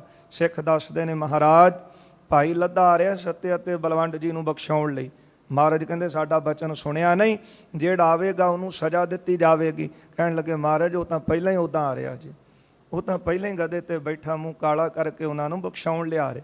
ਪਰ ਜਦੋਂ ਗੁਰੂ ਅਰਜਨ ਦੇਵ ਸਾਹਿਬ ਨੇ ਦੇਖਿਆ ਤੇ ਮਹਾਰਾਜ ਦੇ ਨੇਤਰ ਵੀ ਸੇਜਲ ਹੋ ਗਏ ਕਿ ਸਿੱਖਾ ਤੂੰ ਵੀ ਧੰਨ ਹੈ ਕਿ ਇਹਨਾਂ ਦਾ ਕੁਝ ਸਵਾਰਨ ਵਾਸਤੇ ਆਪਣਾ ਆਪ ਵਿਗਾੜ ਲਿਆ। ਫਿਰ ਭਾਈ ਲੱਦਾ ਜੀ ਕਹਿੰਦੇ ਮਹਾਰਾਜ ਤੁਹਾਡਾ ਬਚਨ ਮੰਨਿਆ। ਇਸ ਤਰ੍ਹਾਂ ਗੁਰੂ ਅਰਜਨ ਦੇਵ ਸਾਹਿਬ ਮਹਾਰਾਜ ਨੇ ਕੰਨੀ ਸੁਣਿਆ ਹੈ। ਤਿਤ ਕੋ ਗਰਦਬ ਪ੍ਰੇਮ ਕੈ ਪ੍ਰੇਰ ਕੈ ਆਇਓ ਸਮੂਹਾਨਾ। ਕਿ ਭਾਈ ਲੱਦਾ ਗਧੇ ਨੂੰ ਪ੍ਰੇਰ ਕੇ ਗੁਰੂ ਦੇ ਸਾਹਮਣੇ ਚੱਲ ਕੇ ਆ ਰਿਹਾ ਹੈ। ਜਿਸ ਤਰ੍ਹਾਂ ਭਾਈ ਲੱਦਾ ਜੀ ਪਹੁੰਚਦੇ ਨੇ ਸੱਤਾ ਤੇ ਬਲਵੰਡ ਜੀ ਬਖਸ਼ੇ ਜਾਂਦੇ ਨੇ। ਮਹਾਰਾਜ ਕਹਿੰਦੇ ਨੇ ਫਿਰ ਜਿਹੜੀ ਰਸਨਾ ਨਾਲ ਮੁਖ ਦੇ ਨਾਲ ਤੁਸੀਂ ਗੁਰੂਆਂ ਦੀ ਨਿੰਦਿਆ ਕੀਤੀ ਨਾ, ਉਹ ਮੁਖ ਦੇ ਨਾਲ ਗੁਰਾਂ ਦੀ ਉਸਤਤ ਕਰੋ। ਜਿਉਂ-ਜਿਉਂ ਉਸਤਤ ਕਰਨਗੇ ਆਪਾਂ ਰਾਮਕਲੀ ਦੀ ਵਾਰ ਪੜ੍ਹਦੇ ਹਾਂ, ਗੁਰੂ ਗ੍ਰੰਥ ਸਾਹਿਬ ਅੰਦਰ ਦਰਜ ਹੈ ਇਹਨਾਂ ਮਹਾਨ ਗੁਰਸਿੱਖਾਂ ਦੀ।